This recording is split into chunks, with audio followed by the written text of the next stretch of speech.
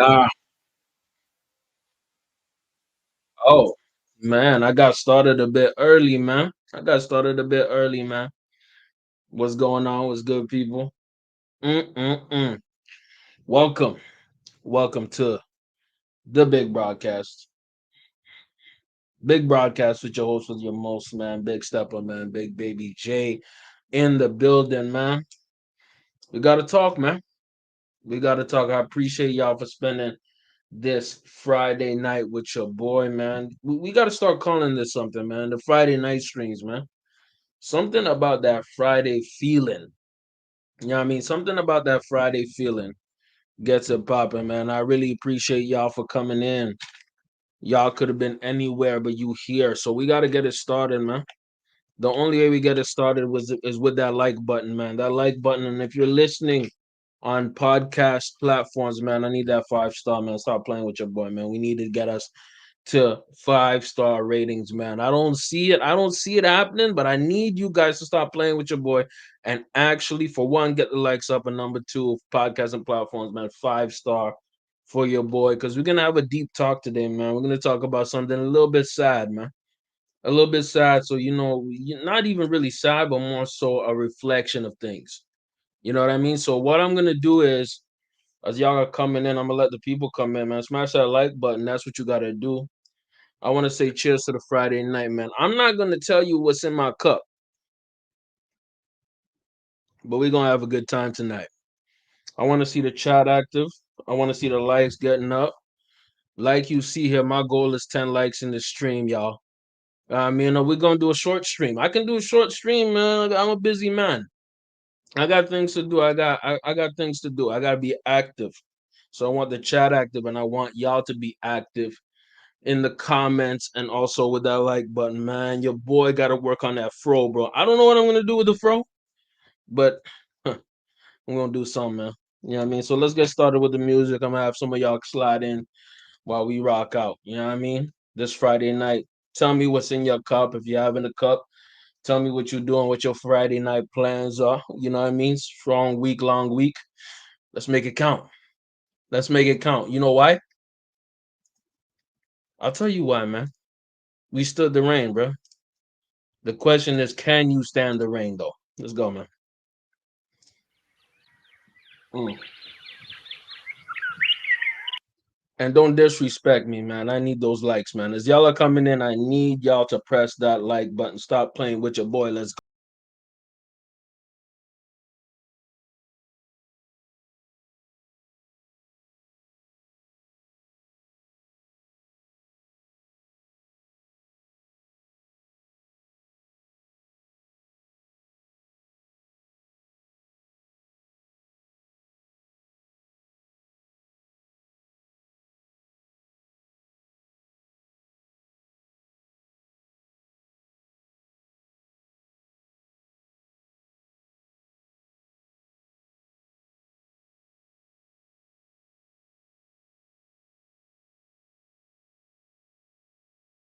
Use. I don't own this piece of content, y'all.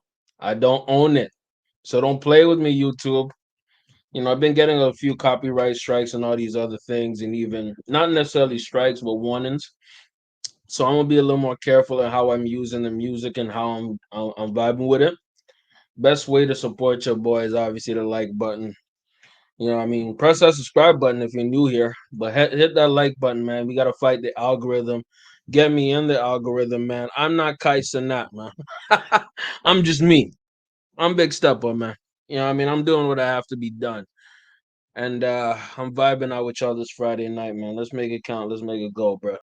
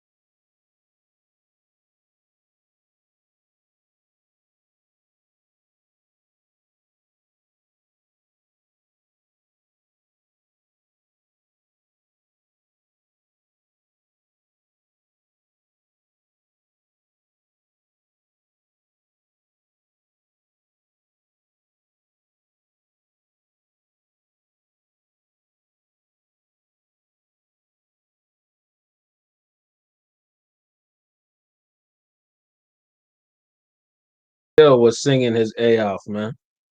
Johnny Gill was going in, man. We gotta show love to Johnny Gill, man. I don't know why I haven't liked this song already, man. I smashed that like button.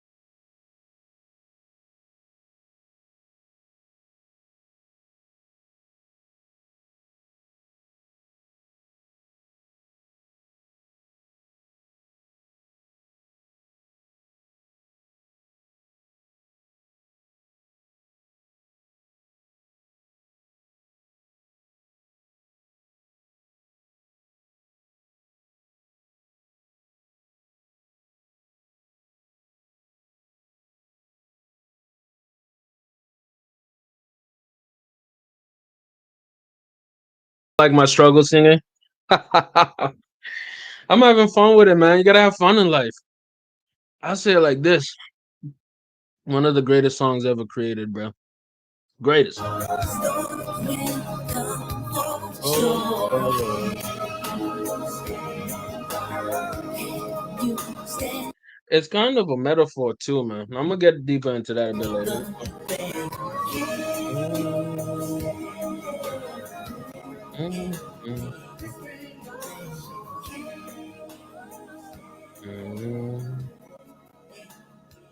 Classic, man. Classic. We can't play with them. You also can't play with these guys We too. belong together, Mm. and you know that I'm right. Why do you play with my heart? Why do you play with my mind? Said we'd be forever. By the way, fair use, fair use. Don't play with me. Don't play with them. And you know what? I'm kind of biased because I like Boys to Men a little more than New Edition, but New Edition was them guys. Was them guys, but Boys to Men. And this leads to my overall topic of what I'm going to be talking about. I'm talking about boy bands, right? I'm going to talk about at least Liam Payne. Rest in peace. You feel me? I was not. I'm going to get to it in a bit. Let's go. Sitting there the time. How could you love me and leave me and never say goodbye? When I can't sleep at night without holding you tight. Girl, each time I try, I just break down and cry. Pain in my head, oh, I'd rather be dead. Spinning around in a road. Although we fall to the end of the road, Still I will I can't let tell. go? It's It's unnatural. You belong to unnatural. me. I belong to you. Girl, I know you really love me. You just don't realize you've never been there before. It's only your first time. Maybe I'll give you, maybe will try. We shouldn't be happy together. This was the time when, I'm gonna just say what it is. When niggas were really singing, you know what I mean? Like, I think that's really missing in the game. When's the last time we had a boy band in the culture, meaning black culture, right? That's what makes One Direction so special, right? Because One Direction was one of the, I believe, last boy bands that went extremely popular and mainstream, right? Back in the 90s, Boys to Men was mainstream. New Edition was mainstream. You know what I mean? All of them guys were mainstream. But when was the last you could say maybe Backstreet Boys? You could maybe say like nah, I'm really blanking out, but the one that Justin Timberlake was in, you did not have the boy band really out there, really, until One Direction came. Let's go. Together forever, you and I. You love me again like you loved me before. This time I want you to love me much more. This time I want you to love me. I'm gonna be real. I wish I could sing like this. And by the way, man, let's make a brief commentary for the beautiful women in the '90s, man. Look at this beauty right here, man. And something in particular that we have to pay attention to, people who are at least listening audio only. The beauty was not necessarily in the body, man. It was mostly in the face, bro. Like, what happened to pretty faces, man? Hashtag bring back pretty faces, man. Let's bring back beautiful women, y'all. Is it too much to ask that we want to have beautiful women in our culture, y'all? Is it too much to ask that we want beautiful black women out here? We want that. We don't need 75 billion BBLs, man. Like, okay, you got a BBL, but what's the point of having a BBL when you have a butterface?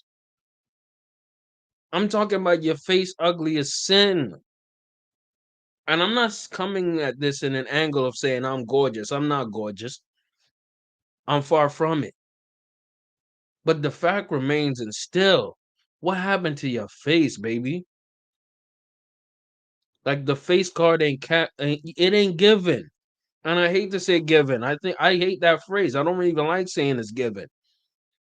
But it's not given what he had to give.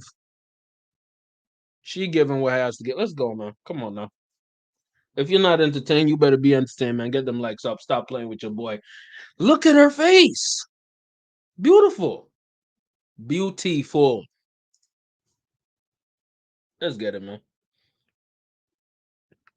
And maybe just don't let me down. Don't let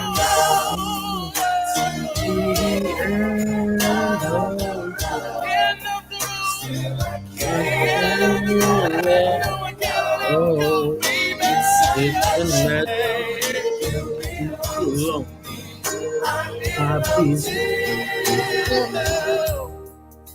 Girl, I'm here for you. All those times at night when you I kind of like this part, man. Bro is just straight serenading, man. He's just talking to her. Middle of the track, talking shorty, man. I like that. just hurt me and just ran out with that other fella. Baby, I knew about it. I just didn't care. Does this nigga have a cane, bro? Let's go back. I think that this nigga has a cane, man.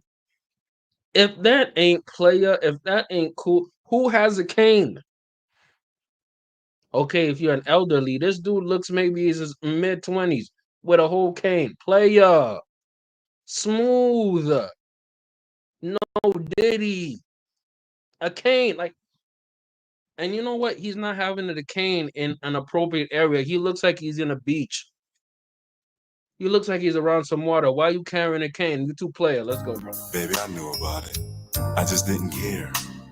You just don't understand how much I love you, do you? I'm here for you. I'm not. Okay, those words are not too clear.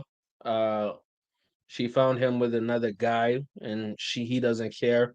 You should care. You should care if your girl is with another guy. You should care.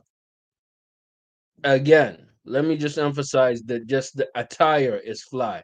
Dude has no shoes on, but has a whole cane. He's at a beach.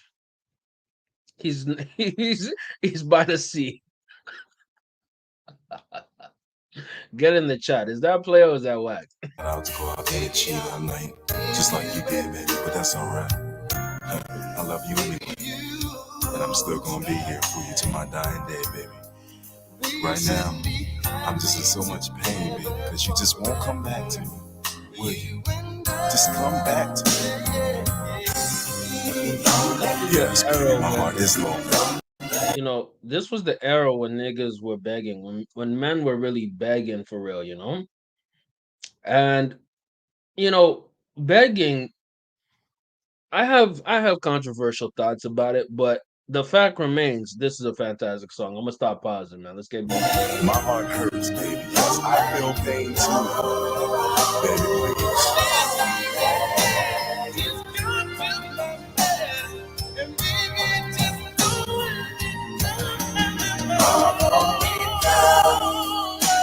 The end of the road, still I find that It's it's unnatural. I belong. I belong to you. Come to the end of the road. Till the end, still I can't let you go. Oh, I belong to you, man. Classic.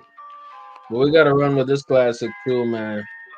This was when the white boys are coming in the boy band. These guys preluded One Direction, and you better get in the chat.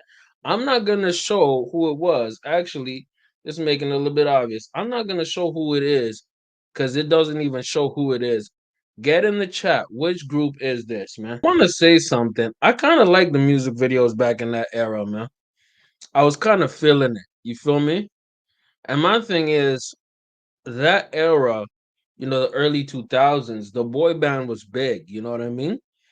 And to see it kind of reemerge with One Direction, I was never a One Direction guy, but because that's not my generation, I never got into it. But I had some respect for them. And the thing is, what they did, it wasn't my demographic. They weren't looking for a guy like me, but they were able to cross over in such a way that their music penetrated the mainstream in such a level that I heard this song all the time. It is what it is. By the way, chat, you really messed up. The song that was playing before was Bye Bye by NSYNC, obviously. But nobody got in the chat to say it, y'all. It's crazy, man. But let's holler at me, chat.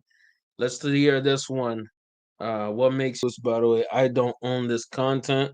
This obviously belongs to Republic or Interscope or whatever label owns this, man. I don't own it. Horrible. It is what it is. This is not for me, y'all. Absolutely not for me. But this obviously is for somebody because it has 1,561,000,000 whatever views. It's closer to 2 billion views, right? Obviously, they left the impact. Obviously, they had motion. So there's a reason that this Liam Payne situation and his death had an impact. There's a reason it hit. You know what I mean? So I'm not gonna be out here hating on this track that much because they mattered to somebody. Not even somebody, but a lot of somebody. This was impactful. It is what it is. I'm not even gonna cap and pretend to y'all, man. I do not necessarily care about One Direction like that. You know what I mean? I'm not a One Direction fan. I'm not. I'm so sorry. I don't.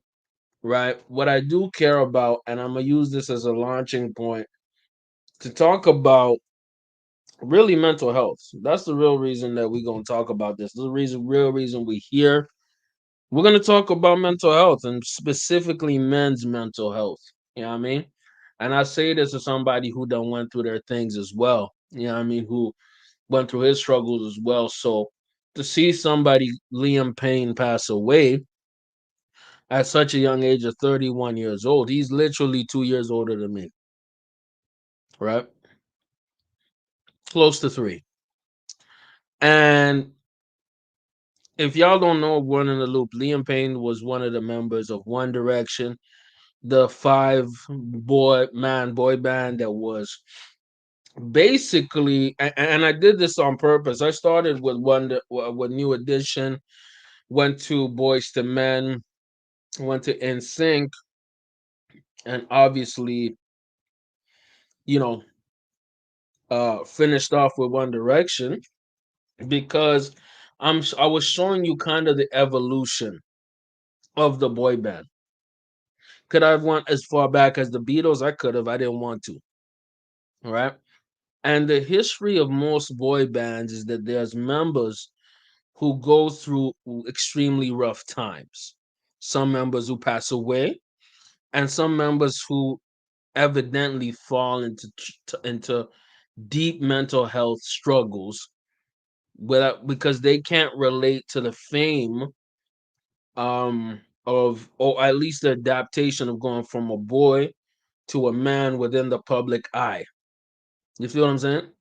So when you're not built for something naturally, which is immense fame, immense, clout, immense influence at such a young age, right? It's hard to adjust in your adulthood. So when people are in that situation, they find solace in drugs. They find solace in partying. They find solace in sex and peace, in doing degenerate activities to feel something. I did not know who Liam Payne was really. I've heard of One Direction. I'm gonna be frank with you. I didn't care much for them, but what I do care about again, and the real core of this podcast was talking about men's mental health. And here's an article on TMZ that we're gonna read together. And in essence, we're gonna basically decipher and extrapolate basically what this is all about. You know what I mean?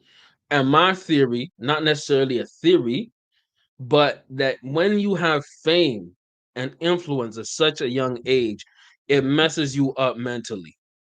Meaning, Liam Payne, unfortunately, with his passing, I believe it was yesterday, it was, 2 days ago.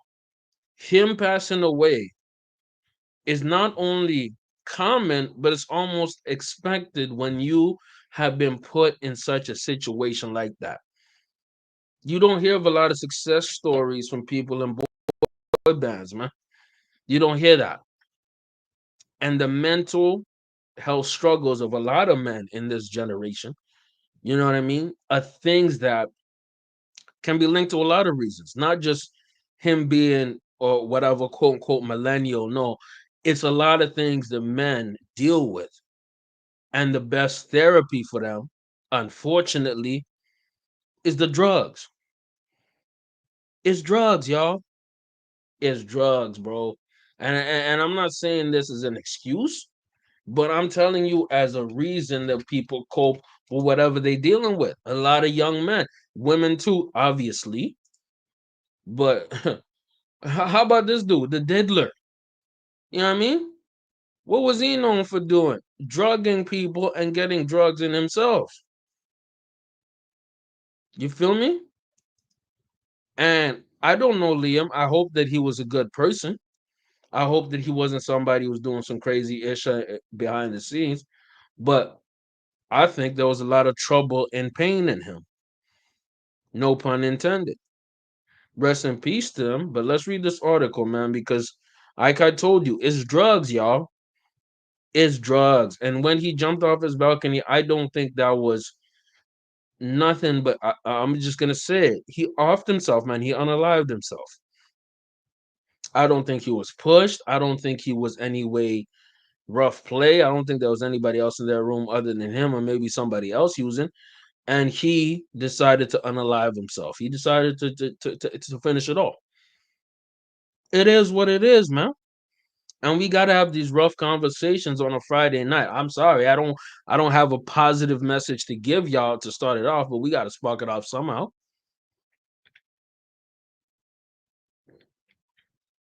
The fact is, this young man was troubled, bro. This young man was in pain, and to off himself and end himself at 31 damn years old, it's an absolute tragedy. But unfortunately, it's kind of expected due to the pressures of being a famous individual, y'all. Let's read the article, man. Liam Payne was potentially under the influence of a potent drug known to cause psychotic breaks and hallucinations when he died, according to police in Argentina. Cops in Buenos Aires tell TMZ their operating theory is Liam was on mm, excuse me, is Liam was high on a substance called Cristal, which police say causes users to experience extreme highs and extreme lows, often making them aggressive. So these are some pictures from his hotel. Obviously, drugs, maybe some crack, probably crack. You know what I mean? He might have got hit with that Fenty. You know what I mean? Fetty. It is what it is. Photos from inside Liam's hotel room show the place trashed. His TV was smashed and there was drug paraphernalia in the room, which was littered with broken objects. Cops say drug use might be the reason his room was such a mess, but you could also say something about his state of mind at the time of his apparent eh, unaliving. I'm not going to say that word. YouTube plays games, and I'm not trying to play games with my YouTube. Police have said Liam jumped to his to his end, to his TV turned off from the balcony of his third floor suite at the Casa Sur Palermo Hotel. And it sounds like this drug and its effects might be to blame for his erratic behavior. Police say they don't know for sure why Liam jumped, but one theory is that he may have been hallucinating as a result of the illicit substance he was using. The investigation is ongoing. As we reported a couple years ago, Liam, sorry, revealed he had, unaliving thoughts back in the day when he was hooked on drugs and touring with One Direction. Again, y'all, fame, fame. I think this is just a symptom of being famous, y'all. When you have so much fame, this is what happens. Anyways, go. But as we first told you earlier this year, Liam was telling people he was sober. So he relapsed. And went on a bender and essentially offed himself, right?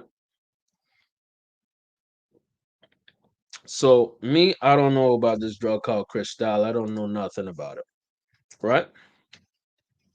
But I do know that we have a crisis of not only young men, but even older men who struggled with abuse, substance abuse, who got famous and reached what some people could say their peak, right? And maybe lost a lot of it or some of it. And eventually they got in a spiral and lost their life. This is another example of it right here. This is another example of it right here.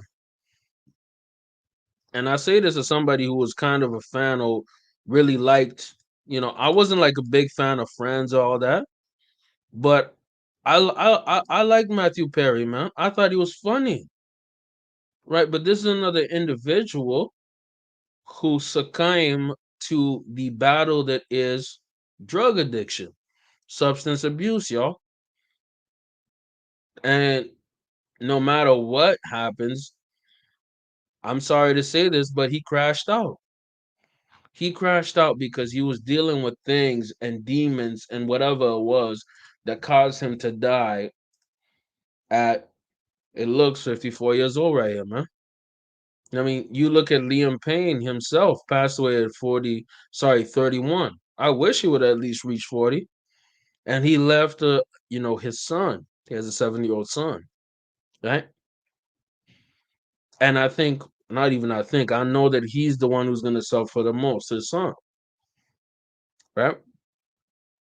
We don't know what he was going through, but we can take some guesses. A lot of men, unfortunately, are passing away and they're taking their own lives, y'all. Serious matter. A lot of men are taking their own lives. And you know what I'm going to do? I'm going to copy and paste this, you know, I'm going to copy and paste this message in the chat, y'all. You feel me? Really, really important, man. People going through crises, people going through things. That's a resource to reach out for, man. This is a US based website, obviously TMZ, but for any of my Canadian watchers, shout out to Canada. Same message, man. If you're struggling, you need to reach out. This is the problem, though. I don't know if it's just how men are, how a society is, but a lot of dudes would rather cope with the drugs. A lot of dudes would rather cope with the alcohol. A lot of dudes would rather cope with ending themselves rather than dealing and fighting that demon. Because at a certain point, that's what it is. It's a demon, y'all. I'm being real. When you have that thing called mental health, right? Mental health struggles, you are literally fighting a demon, y'all. Right? You had Bobby Brown, this individual, man, from the first boy band that was showing. New Edition.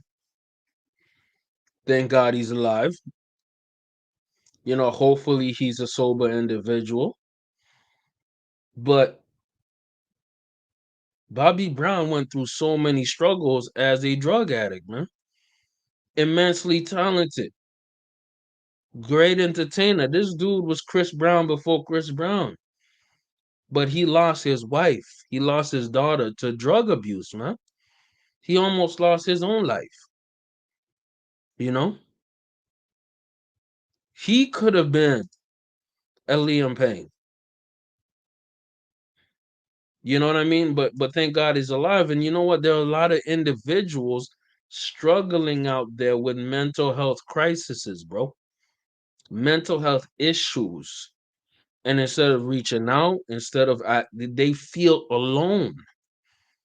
That's a lot of men, y'all. That's a lot of men. Check into your sons, check into your uncles, your grandfathers, check into the men in your life, your fathers, your uncles, your nephews. Check into them, tap in with them, y'all.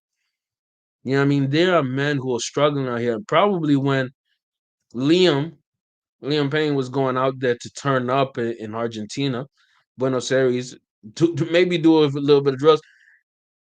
He did not know, or at least maybe he did know, that would be his last few days on planet Earth, bro. Maybe he did. Maybe he wanted to go out with a bang. Who knows? Irregardless of that, he was going through something, and the drugs were giving him something. Temporary joy, y'all. That's what the drugs were giving him. The drugs were giving him also an escape. They were giving him an escape, y'all. Let's not pretend like this is not what it is. They were giving him an escape, fam. They were giving him an escape for the simple fact that he did not want to be here, man. He did not want to be on this planet. He wanted to end it all. It is what it is.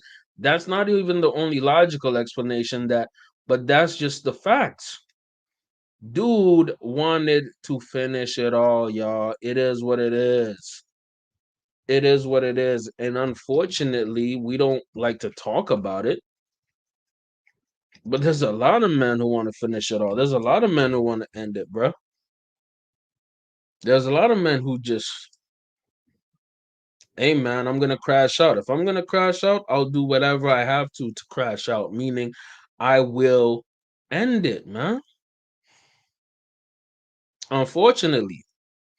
I mean, shout out to my boy Sleepy in the chat, man. You came at a depressing time, family. But a necessary time. What's good, family? Some people want to end it all, and whatever way they want to end it, they'll end it.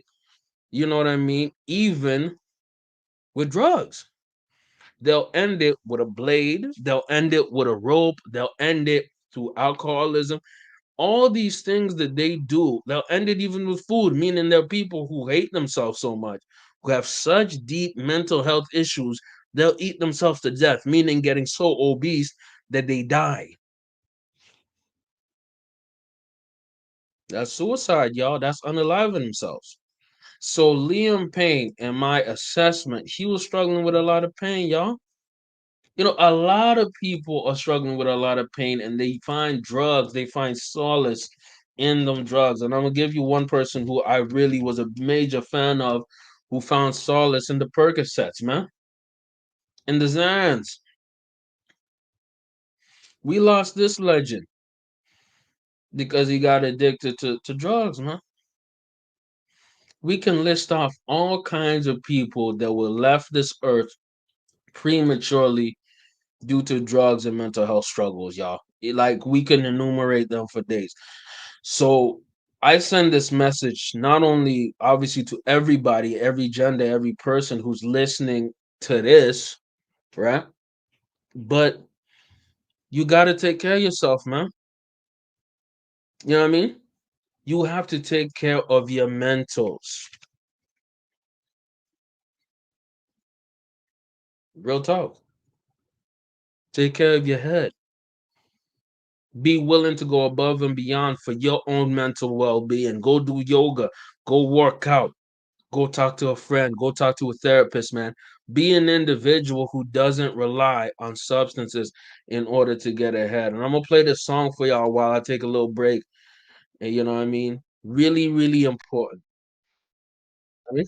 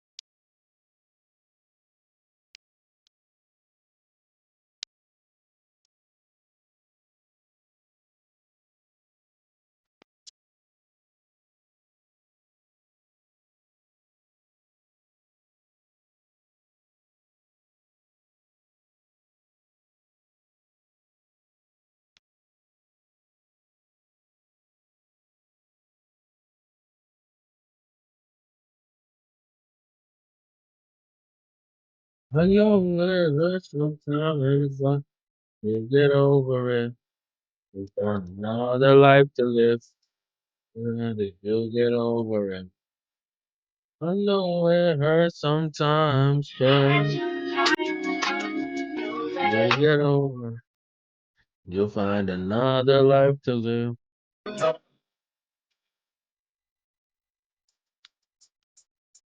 Mm,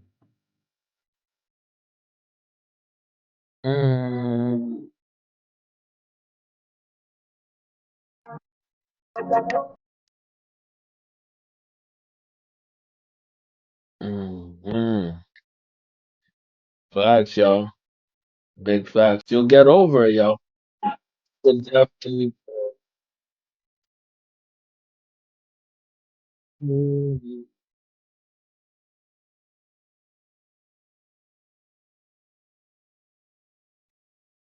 Man, facts. Big facts, man. No matter what you're going through, you will get over it. You'll find another life to live. You will get over it. No matter what, y'all. I never want any of y'all listening to this to ever feel hopeless or ever feel any type of way because of anything that's going on in your life. I mean, you will get over it. You'll find another life. You will get over it, y'all. You know what I mean? And these are facts. These are facts. By the way, man, the homie Sleepy Hollow with the super shot or the super sticker, man. Shout out to you, Brody. And he says, never a wrong time to tap in to the best stream in the culture. Man, I'm sorry, bro. I gotta put that on the Snapchat, man. I gotta put that on Snapchat, man. Shout out to my boy Sleepy Hollow with the super chat. Sleepy Euphoria, my bad. Shout out to the 699. Let's go. Appreciate it, Brody. I have to put that on the Snapchat, man. I have to show y'all. Shout out to my boy Sleepy Euphoria with the amazing super chat. And we have a rule here, man. We have a rule here with the super chat. Anyways, I'm gonna tell y'all about the rule in a bit. Finish off reading the super chat. Never wrong time to stop in with the best streaming, the culture. Keep doing your things. Y'all appreciate that, brother. You know what I mean? And then he was able to say important talks. Take care of your noodles. Absolutely. Take care of the top. Take care of your head top, man. You know what I mean? And unfortunately, in our culture, you know what I mean? We are not told to do that, or at least we don't prioritize that. We prioritize work, work, work, work, work on some Rihanna ish. But outside of work, you have to actually work on something even more important than that and greater than that, and that's your head. That's your head. The most important organ in your whole damn body, bruh. You have to work on it the most. And if y'all didn't know, I'm gonna tell y'all about the ritual that we do here on, you know what I mean, the big broadcast pertaining to uh a super chat. So I made this agreement, man. It's kind of crazy. It's kind of wild, but the agreement is this. Anytime that I get, oh, goddamn, I gotta say it. Anytime that I get a super chat, I must take a shot. So y'all join me in the shot taking process, y'all. I'm not gonna tell you what I'm sipping on because unfortunately I'm not sponsored by anybody who is you know what I mean, who could give me the bag. But if anybody wants to sponsor the stream, you sponsor the stream. We gonna take a shot together, man. Shout out to my boy Sleepy for making it work. Cheers. I didn't take a small shot, y'all. This is filled up. No Diddy. Let's go. Man, for Liam, for all the men out there struggling, out there going through it, we pour one up for y'all. We pouring one up for y'all. You know what I mean? Pour it up for y'all. Mm, mm. Let me say this. We're gonna shift gears, man. We're gonna shift gears to I don't know how y'all feel about this guy, but get in the chat. Let me know. Talk to me, chat. How do y'all feel about this person on the screen right here? How y'all feel about him? Yeah, brother, I drank up. Hey, sleepy. Are you sipping up? Are you sipping up? You better be sipping up, brother. I better see you, or at least hear you sipping up, man. Get in the chat. How do y'all feel about this individual on the screen here? Okay, and if you are listening to audio only, we're talking about Donald Trump. Donald Trump is on the screen here, and I'm, regardless of your political opinions of him, I believe that Donald Trump is going to be the 47th president of the United States. Now, listen, I checked the analytics. A lot of y'all ain't subscribed. A lot of y'all watch my ish, but ain't subscribed. I don't know what y'all doing. The fact remains is y'all should be stopping in. Y'all should hit that subscribe button. But irregardless of that, the fact remains is that most of my audience is from the United States of America. These are just facts. It's not me trying to obfuscate or say anything. Most of my audience is American. These are facts. These are facts, right?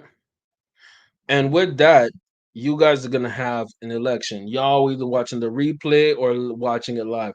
Most of even my podcast audience is American. That's really shocking, surprising, but it's mostly American. These are not even hyperbole, these are just facts. Okay.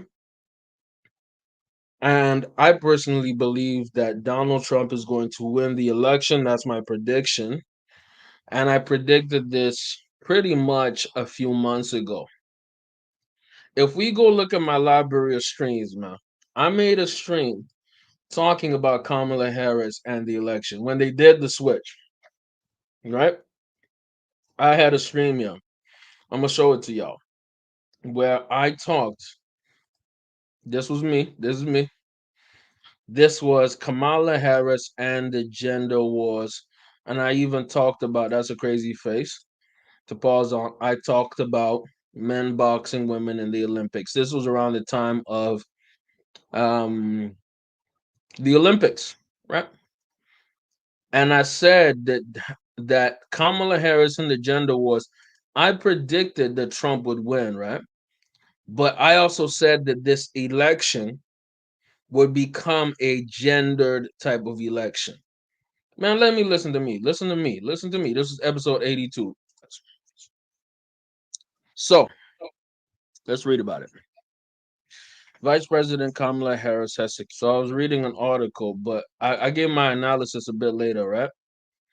The fact remains include outreach and strategy. Brian Follen, who has been Harris's campaign communications director when Biden was still on the ticket, will not.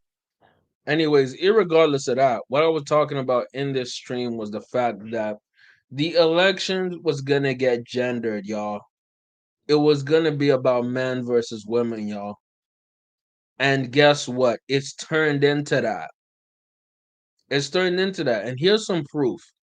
Donald Trump has been increasingly going on male centered podcasts and platforms. And Kamala Harris, in turn, has gone to a lot of women centered podcasts and platforms. Oprah, Call Her Daddy, and a few others. Donald Trump has been doubling down on male centered podcasts and media because Donald Trump wants to mostly win the male vote. That's a fact. And he is mostly winning the male vote. Let me show you a clip of something, man. I want to see what y'all think. Don told me actually he's a great shooter. I think Donald Trump is going to win in a landslide. And not only because I lean more on the Trump side, but also because there's multiple polls and areas that indicate that he is the winning candidate. Right? So he was on Flagrant 2 with Andrew Schultz, and he was speaking like this. By the way, fair use, I don't own this So content. is Eric. They're great shooters. They're like better than Scratch, okay, if you use it properly. Yeah. And they say it's. By the way, this podcast came out last week. Donald Trump is making the rounds in mostly male oriented podcasts and media platforms because he wants to bring out the male vote. Why does he want to bring out the male vote? Because he is getting destroyed or doing horrible with women. Why is he doing horrible with women? Because it's become a gendered contest, y'all. And this is where black men come in. Kamala Harris is trying to appeal to black men. Why? Because black men are going to be her strongest demographic. She can't afford to lose black men. Why does that matter? I'm going to tell you why. Because black men at a higher percentage are voting Republican in the United States more than ever. So Donald Trump is trying to appeal to men, and he's trying to appeal to all spectrums of men, from black men, Latino men, obviously white men. This ish is a gender war, y'all. Kamala Harris trying to get the women, Donald Trump trying to get the men and get more men. She's trying to get women and also some men. The issue is Joe Biden, by virtue of being Barack Obama's homie, was already getting black men and was getting a lot of men in general. But the Democratic Party is so, I wouldn't say stupid. I would say they made a strategical error, y'all. They decided, instead of making the election about getting all people, they made the election, I'm talking about the Kamala Harris side, making it about abortion and women's rights, courting women. That's a risk, but that's not a good risk, because you have to do something for both genders. Donald Trump, unfortunately, has not been able to reach both genders as well either. He's been doing too much for the man side, not enough for the women's side. These are facts. Anyways, man, here's him, my favorite, man. Amazing. By the way, shout out to Sleepy Euphoria in the chat. Let's see what he says.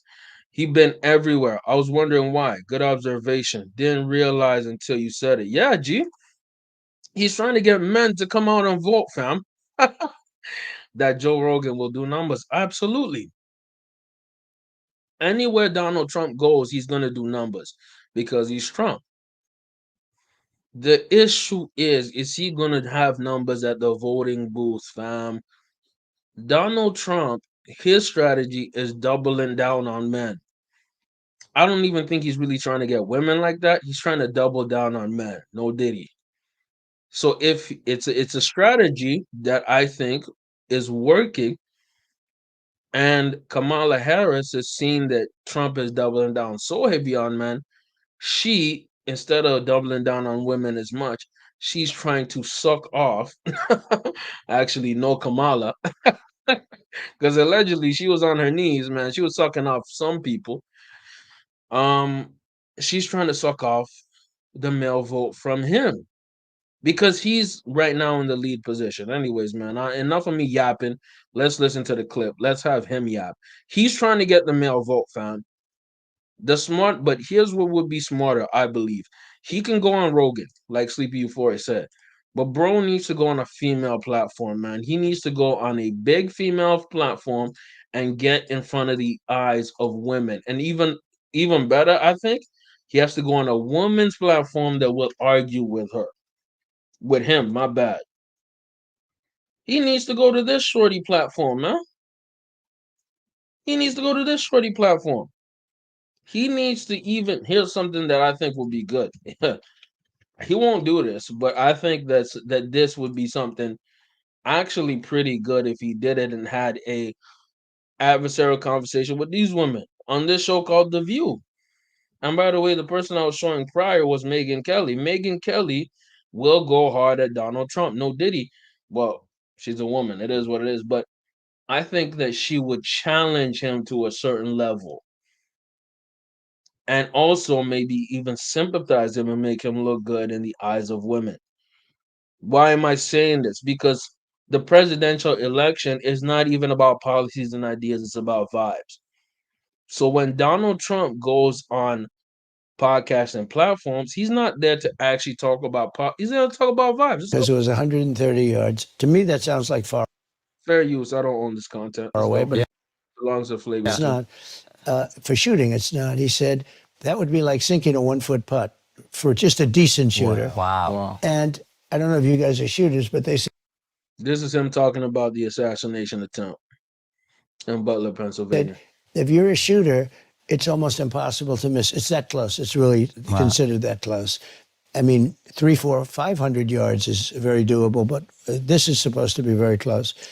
And so he said, I think Don became more religious, actually, you want to know the truth. It had a big impact. He said, it's impossible. The doctor, actually, when I got to the hospital, they were fantastic, Butler Hospital. I get there, and the doctor greeted me, and he looked at me and looked it over. He said, you are the luckiest man I've ever met. Wow. He said, you should immediately go out and buy a lotto ticket. Can you imagine? He's telling me to buy a lotto ticket. By the way, y'all, get in the chat. Do y'all think that whole assassination attempt was staged? Was it staged? Because I'm telling you right now, it made him a sympathetic figure. It made him a fighting figure. It made him seem like a hero, like a fighter. So strategically, it was amazing for him. But do y'all think it was staged and planned? Because they still investigated the shooter and they haven't found out nothing about this mother effer, man. There's blood all over the place. Yeah. And he said, I've been doing this for 25 years. He said, I've never seen a thing like this. Wow. Because it's just whacked. Yeah. Whacked. By the way, the boys at Flagrant was sucking off Trump, no Diddy. Ain't no pushback, ain't no nothing. They're just there to get on their knees and swallow. Y'all ain't pushing back on nothing, bro. I don't know, man. I kind of find that silly. You know what I mean? Even if you're rooting for the guy, which they obviously are, but at least put some pushback. Y'all just don't lay there like fish. But Like, it was something that was, relatively not so bad compared to what could have happened. So I feel very lucky. It was an amazing experience, a horrible experience in most ways. how you say it's lucky, but it seems planned. Shout out to Sleepy in the chat again. I think so. How do you let someone that close arm to the president? Come on, y'all. Facts, y'all. I'm actually gonna put the like button on that comment, bro. That comment is fire. I'm gonna double tap that. What is going on with the chat? It should show me like double tapping. It is what it is, bro. I really like that comment, bro.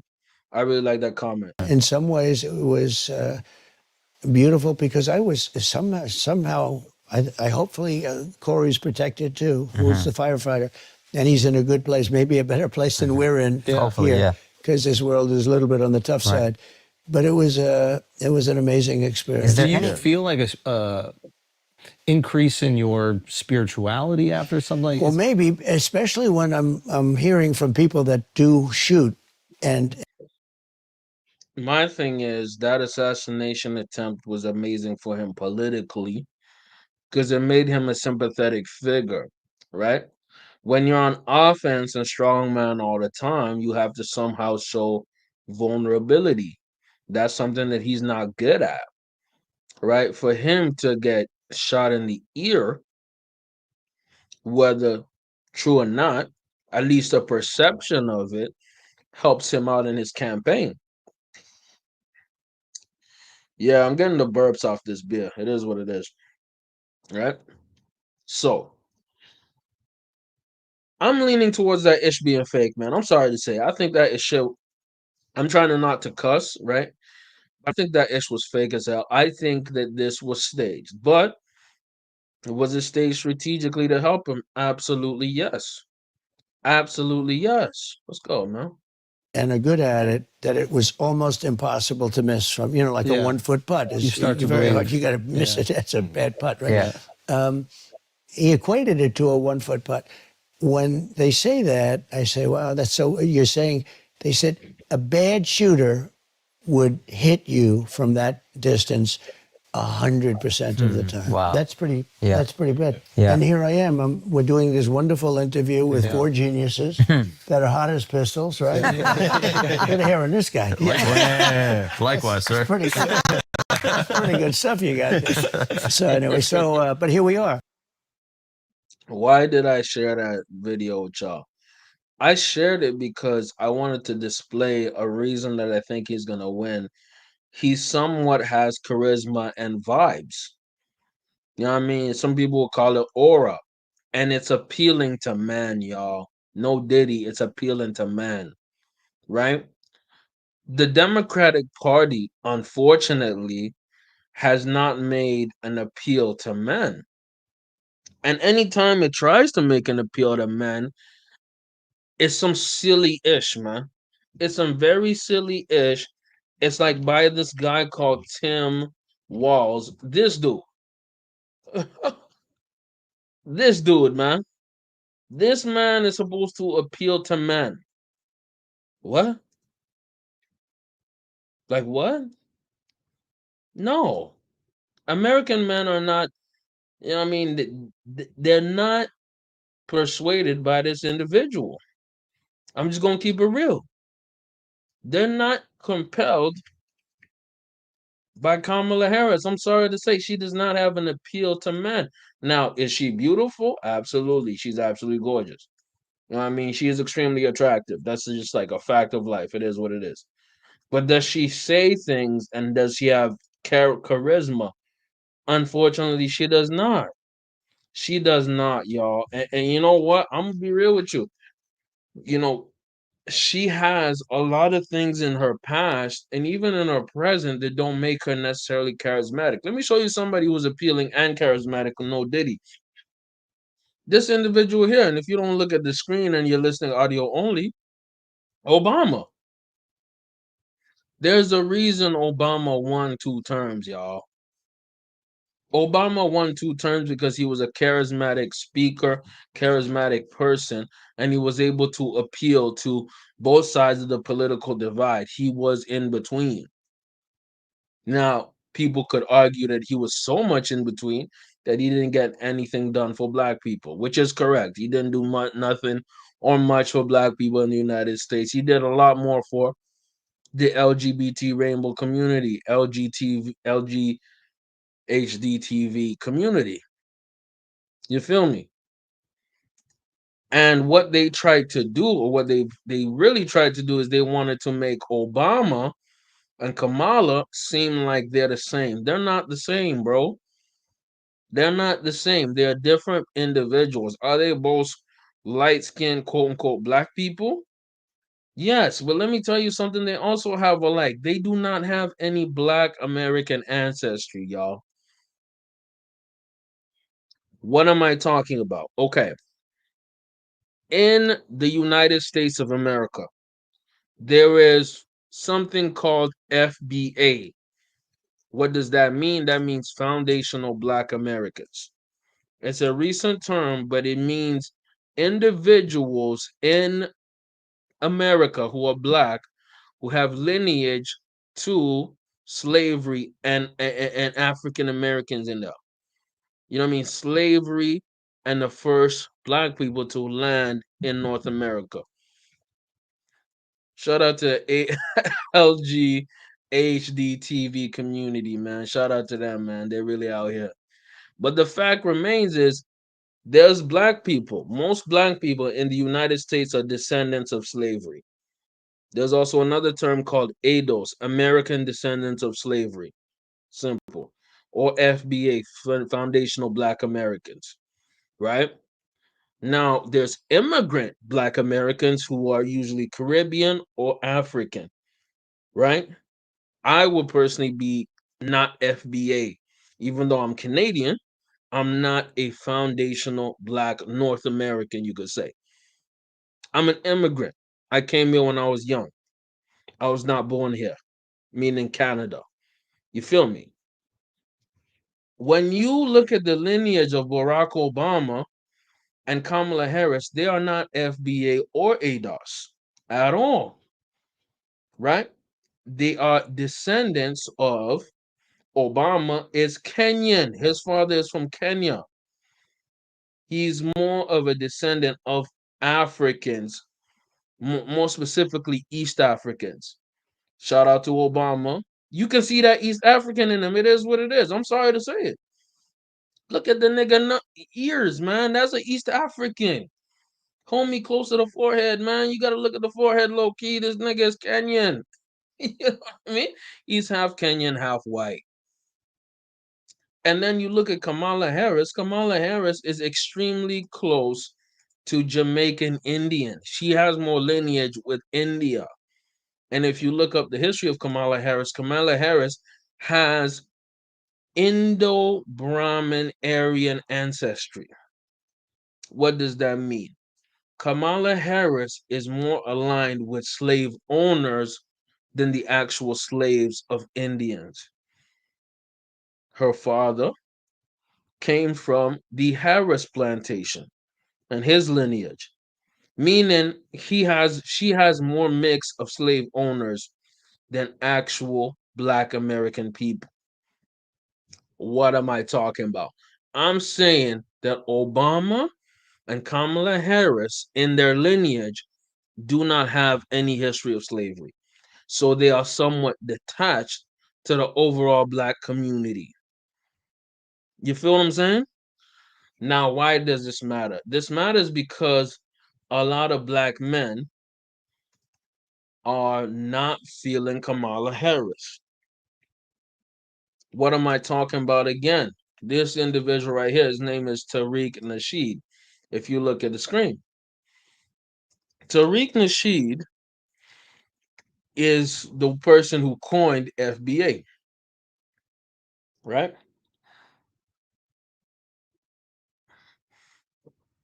He's very popular on Twitter.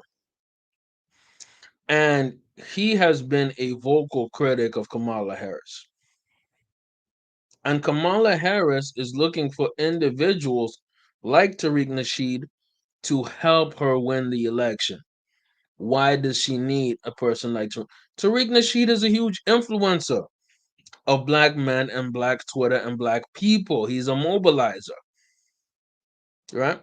And Kamala Harris is doing really, really bad compared to Joe Biden, compared to Obama in the political discourse, man, in polling. She's doing really bad. Now, where does Trump fit into this? Trump fits into this because he has made a better appeal to black men than other Republican candidates. And Trump is just more charismatic, man. You'd rather get a beer with this nigga, man. I'm sorry to tell you.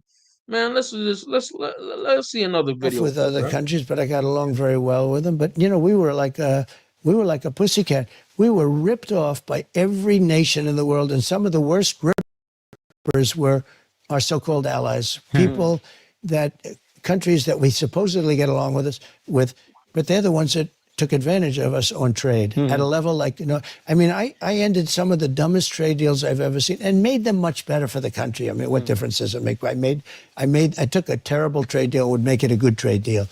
But like Japan, I redid the trade deal. South Korea, I did the trade. The deals. I went to Abe of Japan. I said, Shinzo, he was assassinated. As you probably know, he was incredible, great man. He was a great leader for the people. They loved him. I said, Shinzo, look, we can't do this. The trade deal is so bad. We're friends, but I have to renegotiate the trade deal. And he said to me, I knew that would happen. I said, why did you know? Because you're right. It's so one-sided. Wow. It's like he said, I knew you'd catch us. But they went through many presidents where Japan was, as an example, they'll send us millions of cars. We're not allowed to send them any. They send us their farm product. We were sending them practically nothing. It was like a one-way. Everything was right. one way. And by the way, virtually every. China was the worst, but there were many countries almost as bad. The European Union was almost as bad, in my opinion. You know, it sounds nice. Oh, the European Union is so nice. They were ruthless in their trading. And I said to Angela Merkel, how many Chevrolets do we have in the middle of Berlin? Why? I don't believe any. Again, y'all, what Trump has that I personally think Kamala Harris struggles with is charisma, is a personality, as at least somebody who's somewhat charming. Now, this is not a good example because them dudes are flagrant. They already love Trump. They're not really fighting back or being somewhat adversarial or arguing back. That's kind of the problem here. And that makes them look like they're so partisan and they're so biased. Also, at the same time, it's their podcast, their rules. Would I personally have challenged them, have pushed back? Yes, I would have. Yes, I would have. And not only just because I want to, but I want to at least At least make it interesting. I don't want the dude just to ramble and push his agenda the whole time. I want to push him. I want to press him. No Diddy. But Andrew Schultz and the gang, they're not going to do that. It is what it is. I said, you're right. And yet we take in all of that. We take in Mercedes Benz and BMW, and we take in all of this Volkswagen. We're taking in all of these. Here's the irony of this. Andrew Schultz is clearly a fan of Trump. Akash Singh is clearly a fan of Trump. Mark Gagnon is easily a fan of Trump. They have another individual on the very end of the seat, the black dude, the black guy called Alex Media. He is he's very critical of Trump. Here's the problem though. He's not pushing back though.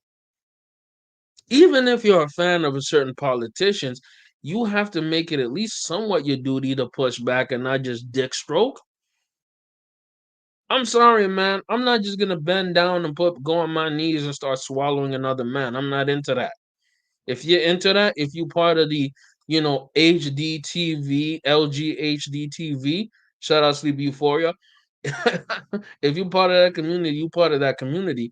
But you don't just bow down like he's your God. Ain't nobody your God. I'm not saying I would go at Trump heavily, but I'd be the type of person I'm not just gonna sit down and swallow it, bro. Let's go, man. These guys are swallowers. Millions and millions of cars. I say, how many American cars are in the middle of Munich or Berlin? And the answer is none.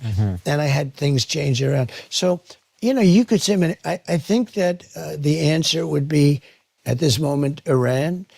And I think they could catch him. And if we had a real president, which we don't have a real president. We have a man that is grossly inept. And it's very dangerous because these guys are all at the top of their game.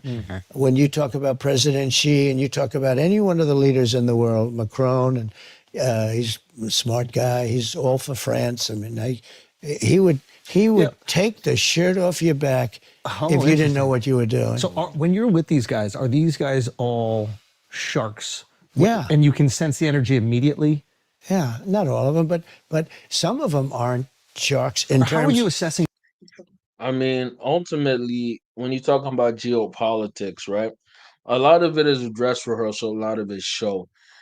There's very few, well, not very few, my bad. The people in power and in charge are usually not the very top figures.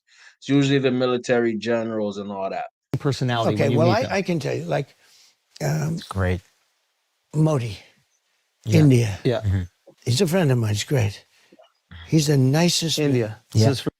By the way, this is Donald Trump good at reading the room. He obviously knows that Akash is Indian, so he's going to pander.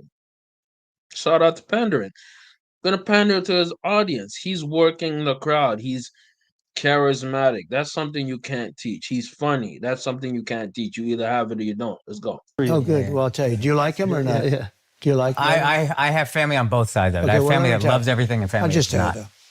though. You need him. I know. Well, they had, before him, they were replacing him every year. It was very unstable. He came along. He's done a lot for He's infrastructure. great. He's a friend of mine.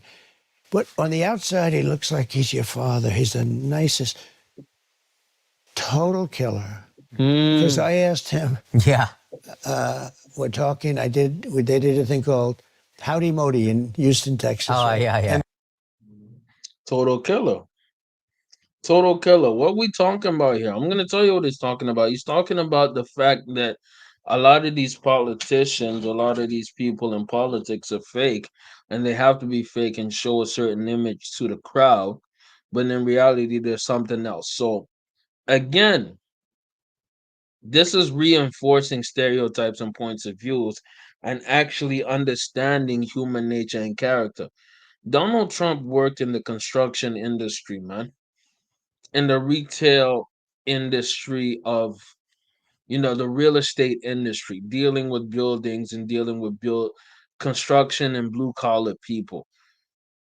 Is Donald Trump blue collar? Absolutely not. He's a white collar dude, man. He's the type of individual who's a billionaire or at least a multimillionaire. He's not a This dude ain't gonna be out here, you know what I mean, dealing with wood, no diddy, you know what I mean, dealing with landscaping. He's not doing that. He's not doing physical labor. He depends on his mouth, no diddy, to actually get him deals. He depends on his power and wealth to get him deals. He depends on his personality. That's what he's doing. He's on a charm offensive. You know what I mean? So he knows Akash has some kind of feelings about Modi. He's finessing him, dog. He's using his game. He's using some kind of finesse. Be honest here. Let's be honest. Get in the chat, man. Get in the They chat. filled up the stadium. It was me and him. Yeah. We filled up the stadium. It was beautiful. Like 80,000 people. It was going crazy. And we're walking around today. Maybe I wouldn't be as. Maybe you wouldn't do that. But we're walking. We're walking in the middle, waving to everybody. Anyway, but we have a very good relationship. He's the nicest human being. But we had a couple of occasions where somebody was threatening India. I Yeah. said, "Let me help. I'm very good with those people. Let me help. I will do it. I will He's talking about Pakistan. He's talking about Pakistan and India do relations. it. And I will do anything necessary. We've defeated them for hundreds of years." Wow. He was talking about a certain country. Okay, Yeah. you can probably guess Yeah. the country. Yeah, Yeah. Can't fathom which. Do you know the country? I'm talking about? Yeah. But I said, "Whoa, what happened there? What happened?" So See, he's making them laugh. He's charming them. Obviously, they're Donald Trump dick suckers, so they're gonna be laughing their tail off. Again, this goes back to the facts. Donald Trump appeals to man, y'all. Like these are things that you cannot. He also appeals to women, but women are more quiet about it. Now, I'm gonna show you a clip afterwards of something very interesting, and I want y'all to note the difference. Let's go, bro. Let's go. no, they're all tough and they're all smart. And some are very good people. He's a good person. There's some are they're- good people and some aren't good people. But they're Yeah. all This strategy of going on podcasting, I think, was very smart for the simple fact that it makes him seem more authentic, whether that's true or not. That story about Modi, whether you believe it or not, is more authentic than a lot of things. And at this point, the interview came out last week. It has 9 million views. Sorry, 5 million views. My mistake. There's something that came out recently that also has 5 million views. What's that? I'll let you know what it is. I'll let you know what it is. The Kamala Harris interview at Fox News. Yes, it's at 5.1 million views. Now we're getting deep into politics, y'all. And I know y'all don't want to watch the full thing. We're not all gonna watch the full thing. It's at 5,118,000, and it came out about 2 days ago. So it's doing more views than the Andrew Schultz interview with Donald Trump. Why is it doing more views?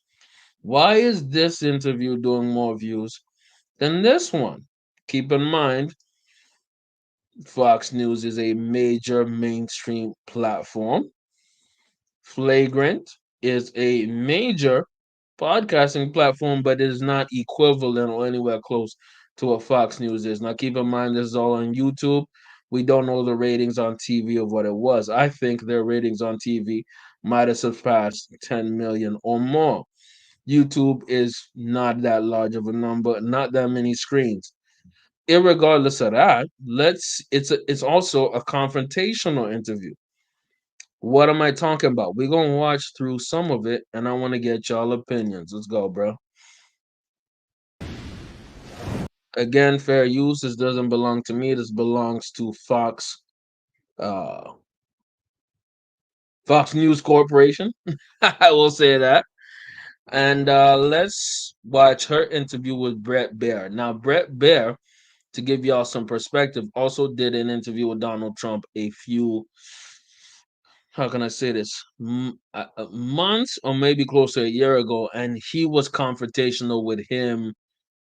Brett Baer was confrontational with Donald Trump as well, and it was close to or almost as confrontational as this one. Now, why does this matter? This matters because Flagrant, again, is not a journalistic place, y'all. Flagrant is just homies talking smack and chilling. And they love Trump, so they dick sucking Trump. The thing is, ain't no problem with getting on your knees for another man if you are homosexual. Completely fine. But when you are glorifying another man like he's some kind of god, Donald Trump says stupid things, out of pocket things, and lies a lot, y'all. He lies a lot. Like, he's charismatic because he lies a lot, bro. Like, you can be charismatic and not be a liar, but he be lying, he be capping. It is what it is. So does Kamala, but let's be real. Trump lies more. It is what it is. But the difference is Kamala smooth with her lies? No. Vice Well, it President, let's was go. must-see TV last night. Brett Baer pressed Vice President Kamala Harris on everything from the border to the economy to Joe's mental fitness during her first formal sit-down interview with Fox News as vice president. Again, fair use. I don't own this content. We're gonna watch through it. Get in the chat. Let me know y'all thoughts. Let's go. And with less than 3 weeks to the election day, the Democratic nominee trying to make the case that she offers a new way forward despite being in power the last 3.5 years. If you're turning the page, you've been in office for 3.5 years. And Donald Trump has been running for office. But you've been the person holding the office. Come on. Come on. So it was a tense interview at times as Harris tried to dodge some questions and point the blame toward Donald Trump. Toward the end of the interview, though, Brett says it had to quickly be wrapped up after her team signaled to him to stop. There are critics who look at what the Now, keep in mind, for some perspective, this is a 30-minute interview that turned into borderline 20, 22, 23-minute interview because Kamala Harris came late. And this was the first piece of media or media conglomerate that Kamala Harris has went on that wasn't advantageous to her, meaning they weren't necessarily fans of her. They were somewhat adversarial. She went on some late night shows that are clearly liberal left leaning. She went on CNN, very liberal left leaning. She went on Call Her Daddy, obviously liberal left leaning. She has not went to anything that's right leaning or even in the middle center, right? If we're talking about the media bias, right? So instead of staying in the fire and the smoke, she and her team and the campaign team seemingly ducked the smoke, man. There wasn't about it. There wasn't about it. Shout out to Master P. Let's listen to this. Let's go, man. administration did and say and think differently.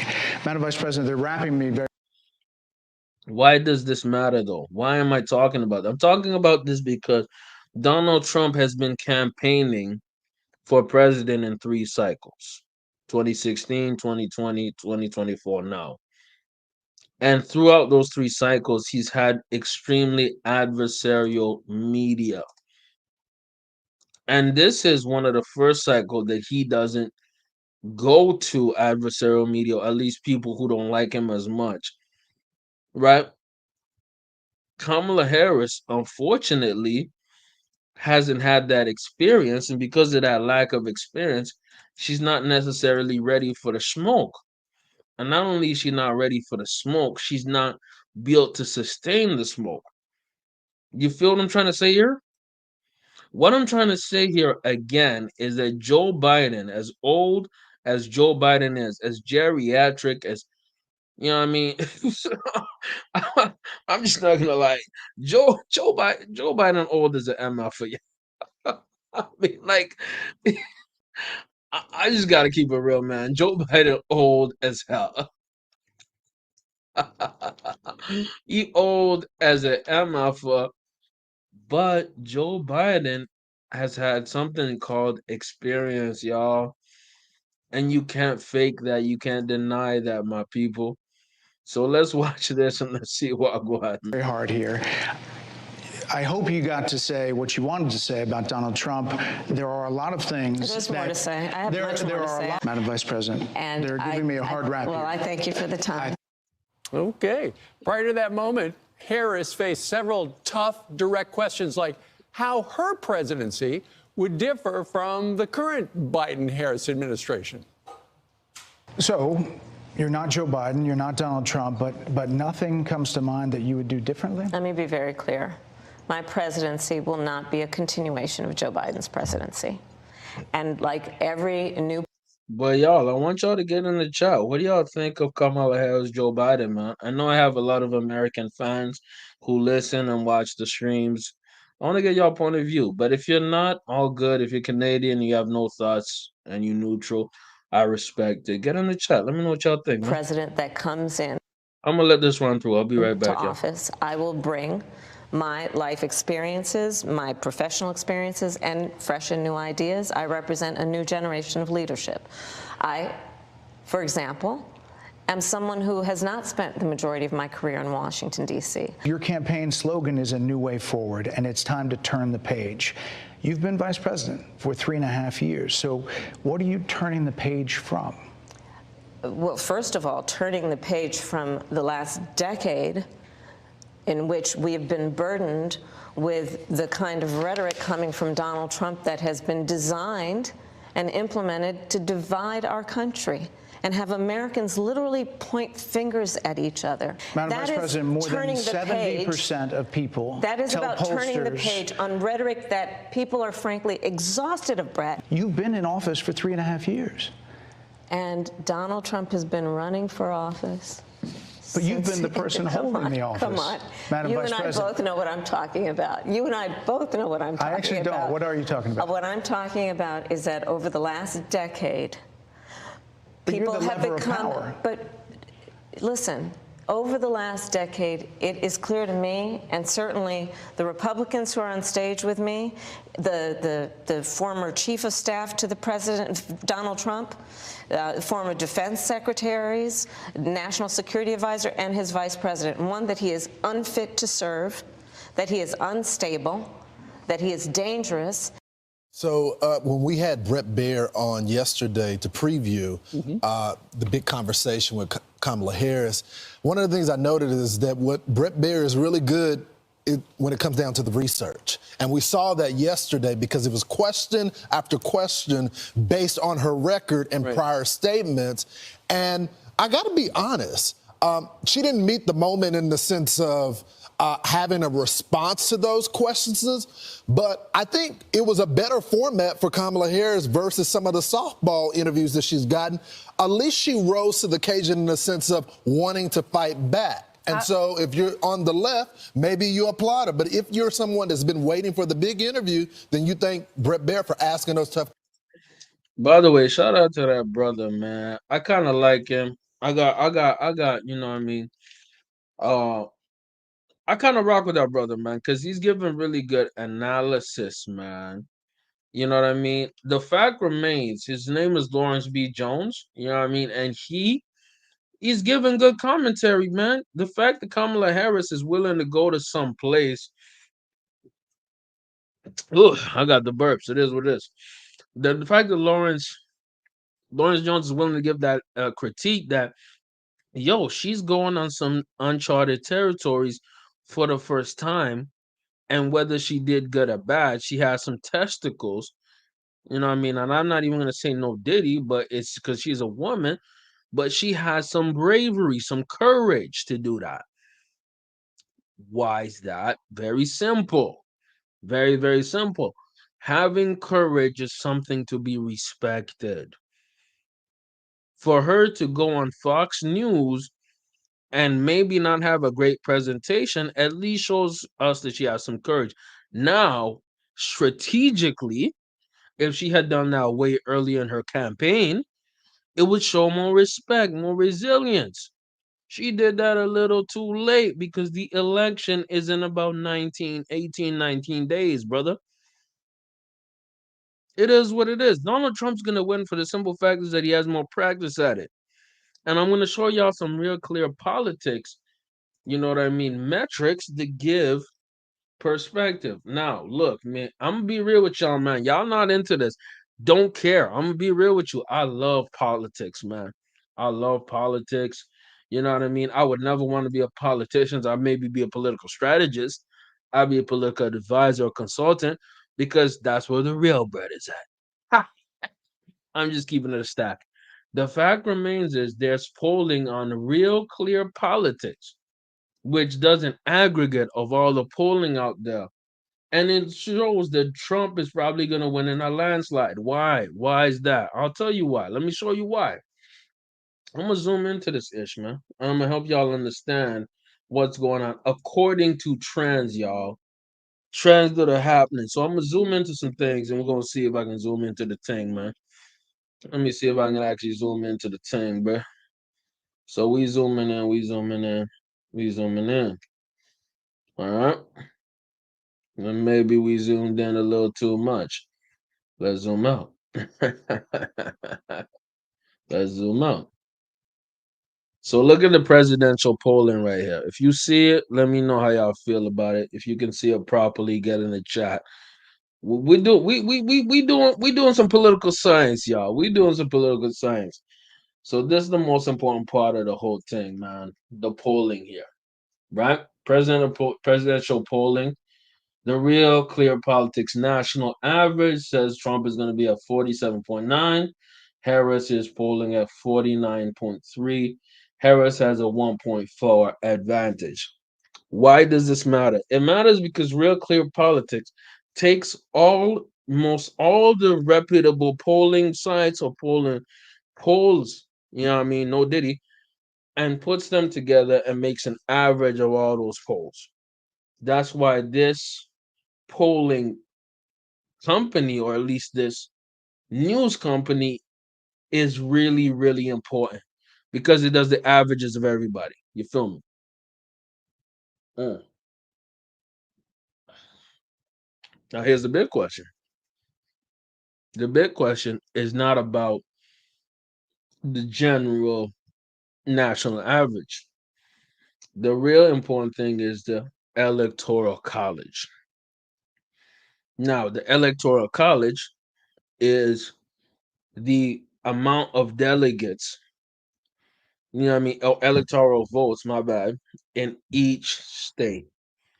And those electoral votes or electors are determined on the population of the state and also on just general population and counties. Why does this matter? It matters because certain states have more electors than others. The states that have the biggest electors, right, are usually the most populated ones. States like New York State, states like California, states like Texas, states like Florida. Now, there are some smaller states, right, that have a lot of electors or a few electors, and those states matter a lot because the bigger states that already have electors, it's almost, excuse me, it's almost already baked in that those states are going to go for one side or the other. And then there's some states that could go either way. The states that go either way are called battleground states. You feel me? And inside this election, there's about 7, maybe 8 battleground states. There's Michigan, Pennsylvania, Wisconsin, Arizona, North Carolina, Georgia. Maybe you could add Nevada in there too. You feel me? So these are states that could go either way. The goal is to get 270 electors. Once you get 270 electors or more, you win the presidency of the United States because in the United States, there's about, I believe, 508 or 507 electors available. You hit that 270, you win. That's why Donald Trump was able to beat Hillary Clinton. Donald Trump had about like close to 300 electors, and Hillary Clinton had close to 230. Here's where it gets dicey. You can win the popular vote, meaning get the most votes, but have not enough electors. In this scenario, Donald Trump in 2016 got the thing called the blue wall. What is the blue wall? That means Michigan, Wisconsin, Pennsylvania. Those three states had enough electors for Donald Trump to win. Now, why does that matter? It matters right now because Donald Trump currently is whooping Kamala Harris in all the battleground states: Michigan, Pennsylvania, Wisconsin, Arizona, North Carolina, Georgia, even some others. Minnesota, well, she's winning Minnesota. He's winning Ohio, Nevada, Texas. She's winning in New Mexico and Virginia. So Donald Trump is absolutely whooping Harris's behind, her butt, and all of that. So let's say there was no toss-up state, everything went according to how it goes.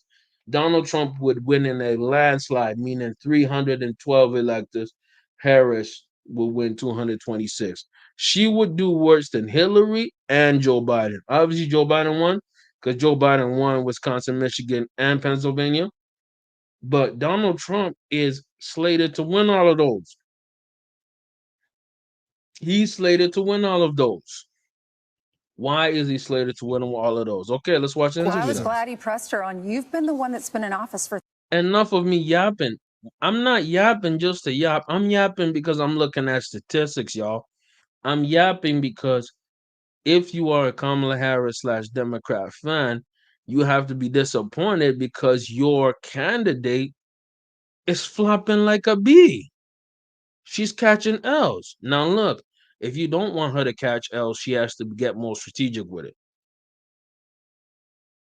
And who's that to blame? Her team. It is what it is. Let's go. 3.5 years. And then it was almost that moment where she said, but I haven't been to Europe either. When she said, but Donald Trump was running. Man, I'm giving y'all civic lessons. I'm giving y'all political lessons. I'm going in. Bruh. You better smash that like button, man. Goal is 10 likes, man. Stop playing with your boy, man. The goal is 10 likes, man. Get it up to 10 likes. Stop playing with your boy, man. Get us up to 10 likes, man. Show your boy some love. Get in the chat, too. Again, shout out to my boy Sleepy Euphoria. Doggy, let's go.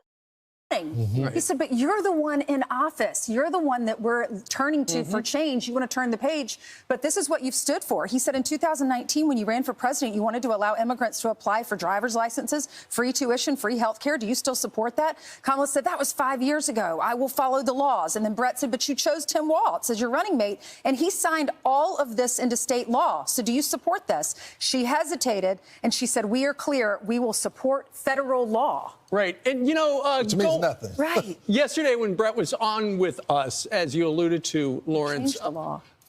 We talked a little bit about how she is a known filibusterer. Yes. And we saw it. And as soon as he asked the first question, and she went into an answer that we've heard a million times, it was like she was reading a teleprompter. About 20 seconds in, he tried to refocus her on the actual question. And it was back and forth the whole time. I'll tell you this. If you and your family set this up as a drinking game before it started, and you said, okay, every time she says Donald Trump, I'm going to take a shot, you would have been so Smashed. Yeah, Smashed. That's a good word.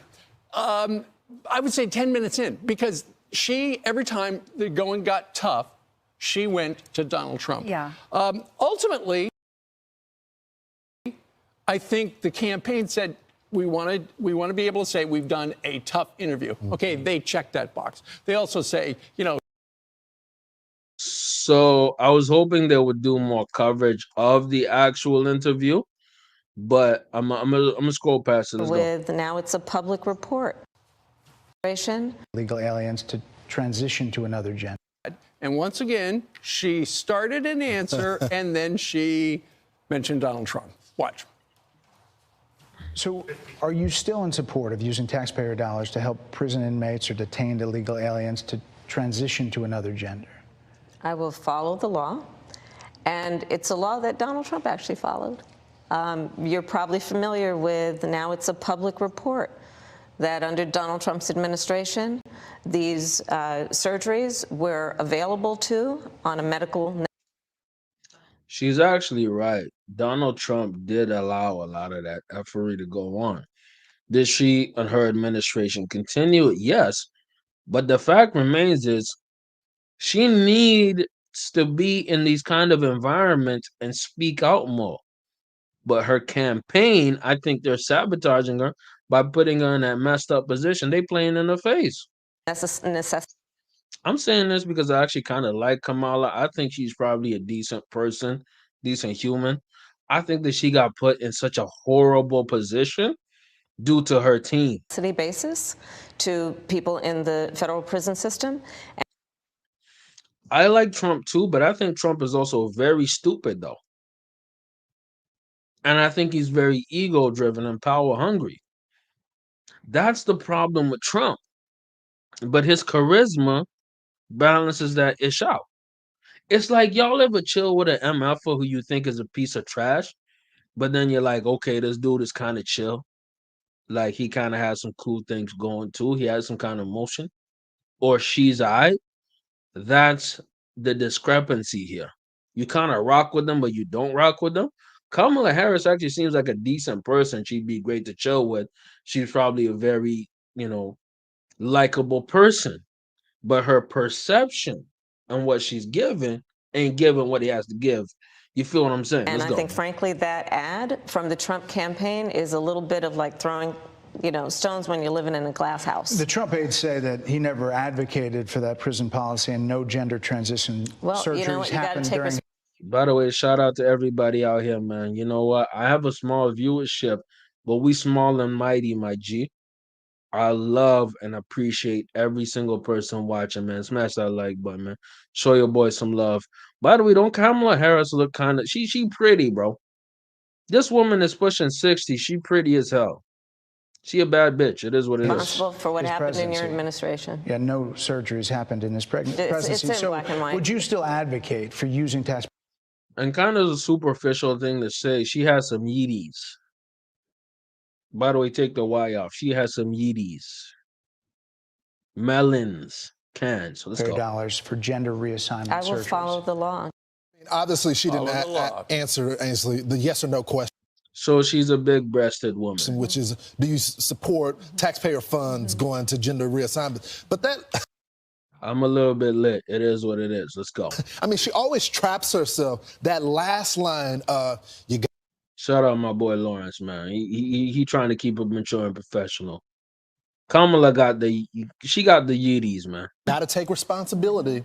That would have given. How many people in the Fox poll? It says that 10%. All right. Anyways, they're bashing Kamala. It is what it is. Fact remains is that both political sides are goofy. Both political sides are gonna lie. Both political sides are gonna push their agenda. The fact remains is which one do you want to lie to you more, and which lie pacifies you the most?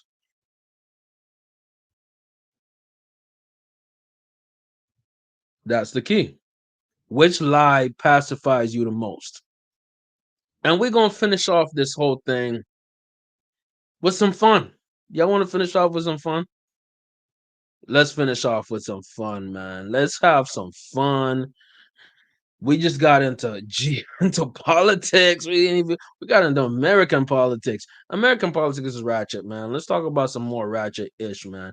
Finish off this Friday night stream with some more ratchetness. Let's go.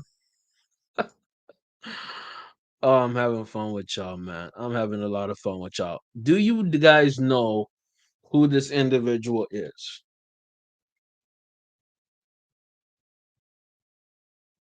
Do y'all know who this individual is? I'm gonna show it to y'all on the screen.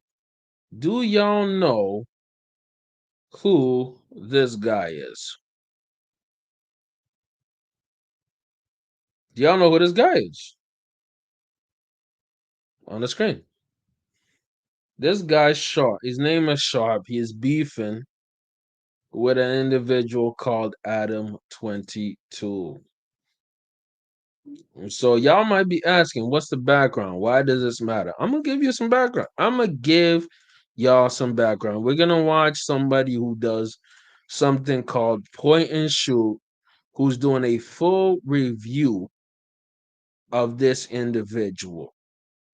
You feel what I'm saying? And he is, in essence, giving some background to the beef between Adam 22 and Sharp. Y'all gotta give me a second because I'm trying to find the video, and here it is. Again, fair uses don't belong to me. This belongs to Point and Shoot. He's a great creator on YouTube. Y'all should give him a look. Fire content. Let's go. I'm All gonna right, so remove in my this kind of. video, I'm going to be covering probably the biggest story to come out of No Jumper in a long time. Sharp Rob of the Las Vegas Crane Crushers has been relieved of his duties. Sharp Rob Swanger is done. He has completely crashed himself out. He is no longer with No Jumper. He will never be with No Jumper again. And the damnedest part about it is he did it himself. He announced that he was leaving No Jumper. And since Sharp made this idiotic announcement, the whole No Jumper staff team, whatever you want to call it, has turned on him. Everyone's been just shitting all over him. The 16 has fully turned on him. Lush has turned. Everyone's just turning on him. So why does this matter? This matters because Sharp was one of the most viral, most important person at the podcast called No Jumper. Why does this matter? I've low-key had a hate campaign or a disrespect campaign against No Jumper. Why? Because it has this guy called Adam 22, or as he's called Adam 16, who exploits black people for money and treats them bad and wrong just to make money and clout. For money and clout. And You know what I mean? he's out. And shout out to Point and Shoot, because Point and Shoot calls him out. Ironically, not even ironically, but just cool wise, Point and Shoot is a white dude who calls the hell out of Adam 22 and his effery, man. So I'm gonna let a lot of this video roll, fair use, like I say. And he's gonna give some amazing commentary to this beef, and I'm gonna be popping in and out. Maybe not so much as the last video. I'm gonna let this roll. Let's roll. Big Community World wants nothing to do with him. No one, I mean, Sharp's done. Okay. Sharp's done. I mean, it's just such an incredible story. By the way, if y'all want to send your boy some super chats, I kind of want to take a shot. And by the way, Sleepy, if you in the chat, I want to low key take again, like I said, if I get super chats, I take a shot, man. Let's go. I don't even know how to even begin to cover it. It's so much. And by the way, if y'all in the chat, you better if y'all here, smash that like button. If you're in the chat about it. Is Adam 22 and No Jumper full of weirdos? Let's go.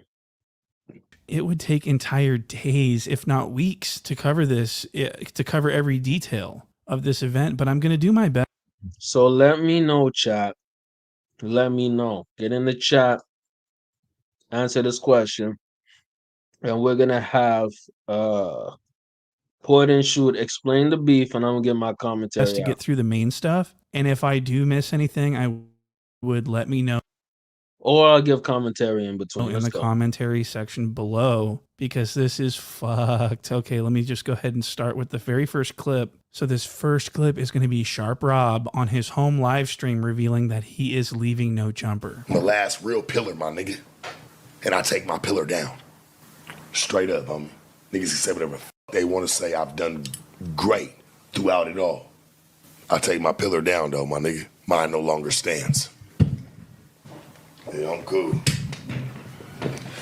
I need a little break from all that shit. So Sharp thinks that he's a pillar of No Jumper, like he's a support. Like if he's not there, then what will they ever do? I'm taking my fucking pillar down. My pillar no longer stands. And then he does a cold walk off as if he's a somebody. And then he comes back from the Drake Shrine talking about, I just need a fucking break is all, church. I didn't mean that really. I just needed a fucking break from all this shit. And he's saying this because the reason why he's freaking out and quitting is because of a YouTube video that came out about him from Big Chat Small World, the same YouTube channel I shouted out in the last video I made. Well, Big Chat Small World made a video about Sharp and how much he sucks and how his career is headed into the dirt. Sharp didn't like that at all. And so he freaked the fuck out and basically quit his job. Well, he didn't quit. He said that he needed a break And I think this was a cry for help. I think he wanted attention. He wanted to get people talking about him. He wanted people to beg him to stay and everything else. But that's not what happened. Everyone basically just laughed at him.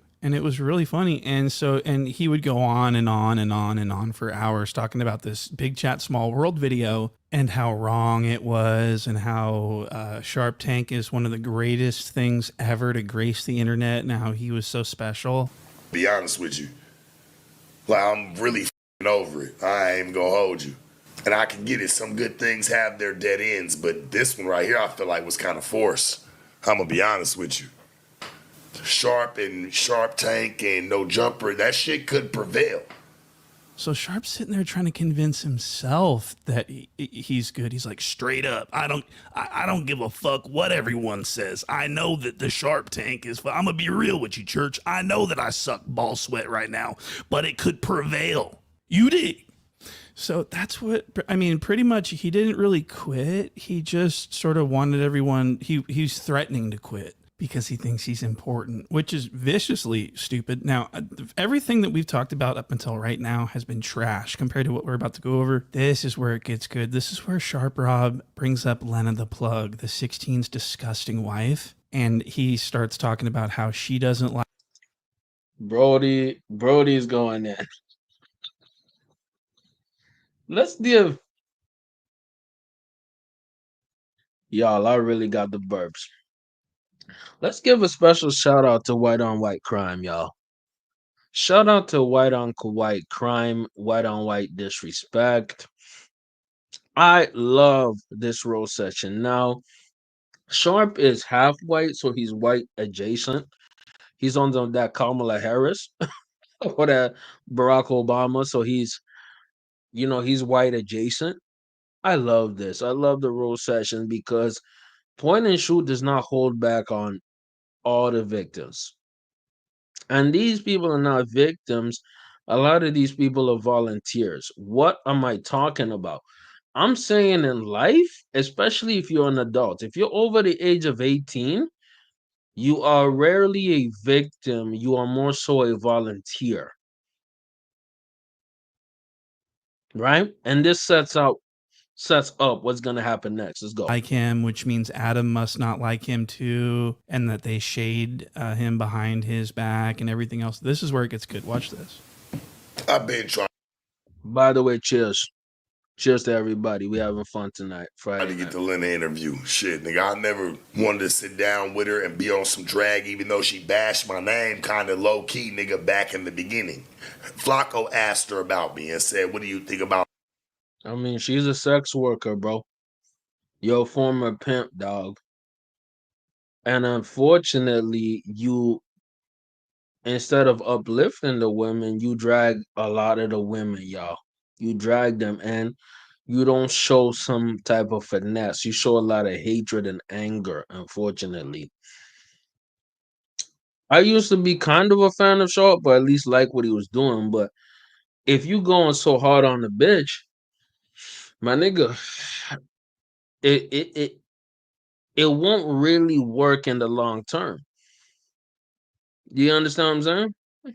Anyway, Sharp. She said, "I think I could poke a hole in Sharp's little thing." And you know what? I ain't never had nothing against Baby or against her, and I never did. I've always kept it respectful, even though every time she walked through, my nigga, she always looked like she way bigger than me. Every time she looked at me, she looked down upon me. Wow. So Lena did not like Sharp, and she was talking about this with Jala. Let's take a look at the clip here. All right, so what is your thought on Sharp? My thought on Sharp. I think that if I came on here, Sharp would be really nice to me and it would kind of just poke holes in his whole thing, because why would I be different than any of the other girls that come on here? But like at the No Jumper show, at the live show, he just kind of got on stage and was just kind of like, bitch! And I just like didn't really, like what that? is that? Like, I don't get it. He's a performer. He's a wrestler. Wow, so Lena did in fact openly shit on Sharp Rob long ago. This was like a couple years ago. This is before she entered the Metamorphosis.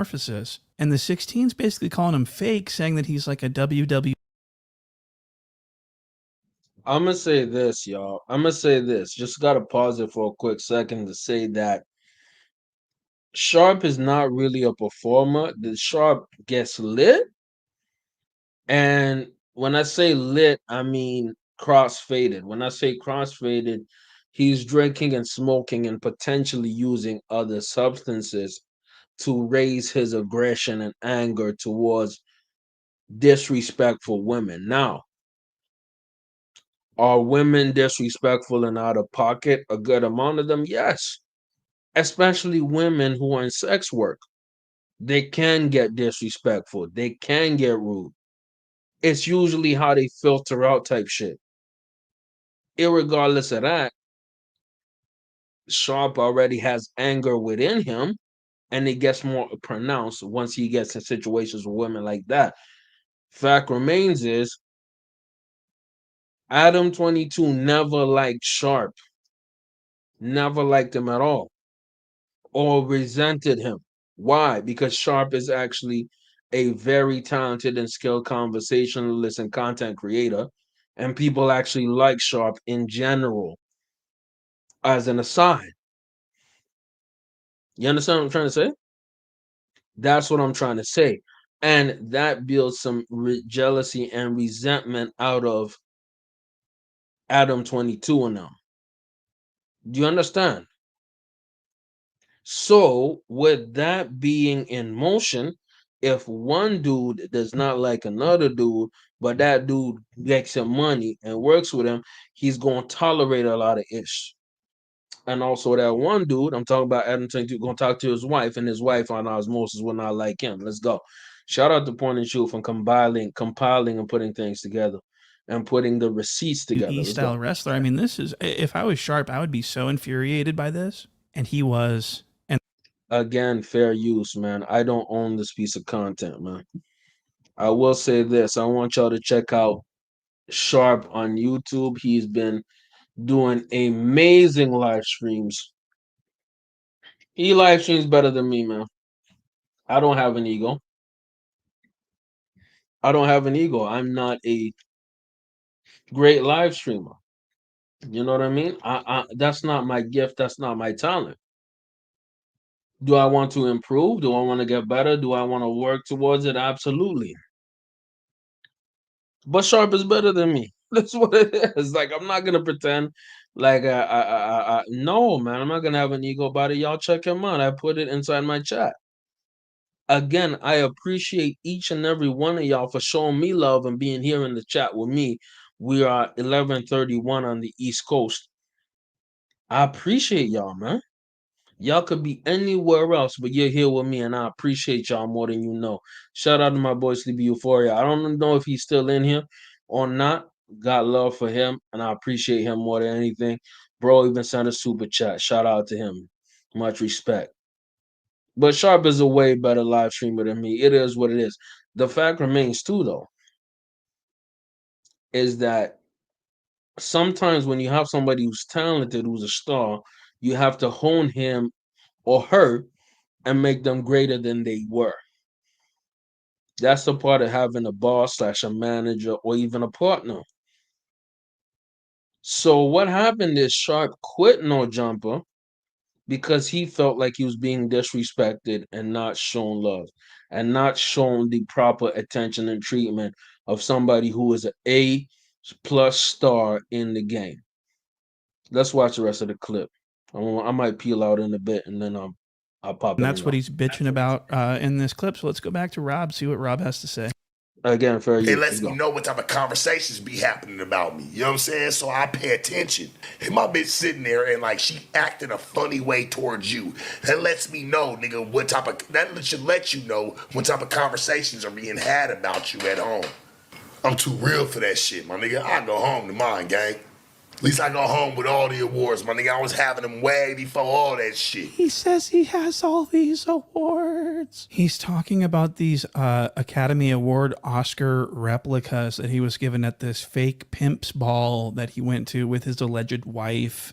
The Players Ball. You guys remember when he won the award for Pimp of the Year? They gave him these plastic trophies. He thinks that people give a shit about this. He is genuinely proud of this as if it's an accomplishment. He's got these trophies, these plastic trophies, displayed in this awful apartment in front of this ugly ass couch, the sectional sofa, this used piece of shit, and he's got the black light and it's shining down, showing all the stains. I mean, Sharp's apartment is disgusting. I bet there's cockroaches. So he's got these trophies out. He probably polishes these plastic trophies every single night. I mean, no one gives a fuck about these except for him.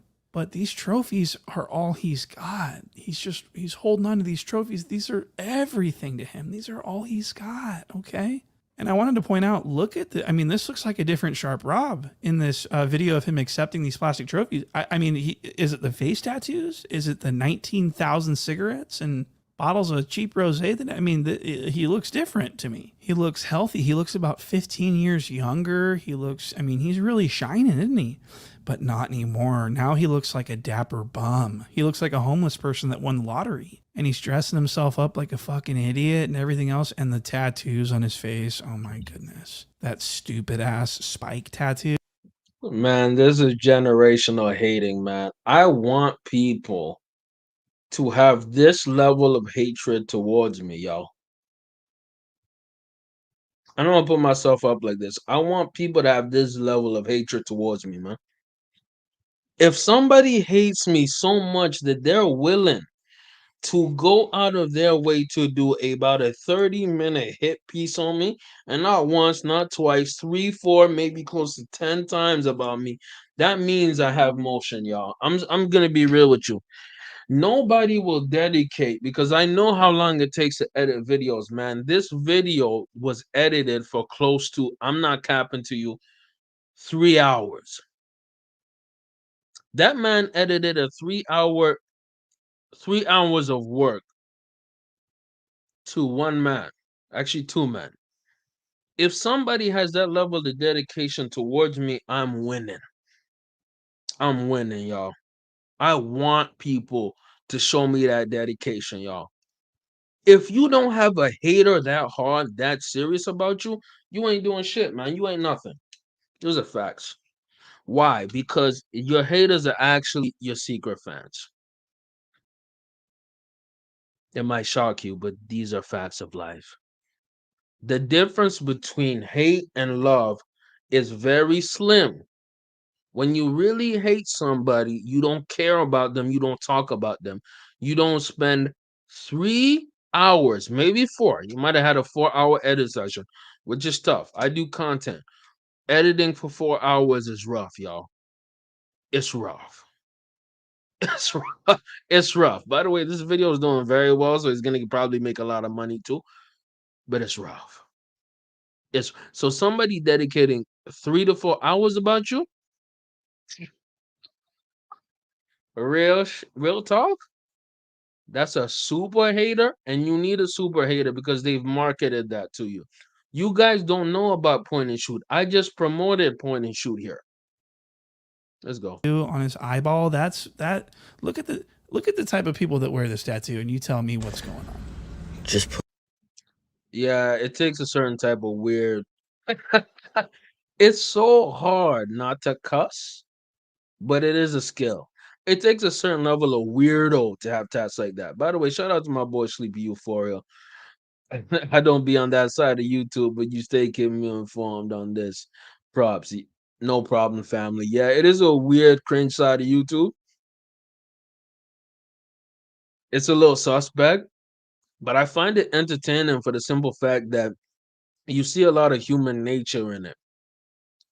What am I talking about? You see a side of a white man exploiting black men and black culture, right? And you could replace that with either Jewish man, or you could even interchange that with man, or you can interchange that with Canadians, with Aborigines, anybody, somebody in a position of privilege is exploiting people without privilege in order for them to make that person of privilege some money, exploiting their culture for some money. You understand? That's not only a narrative of all life, that's a narrative of history. You understand? So it's related to just being a human.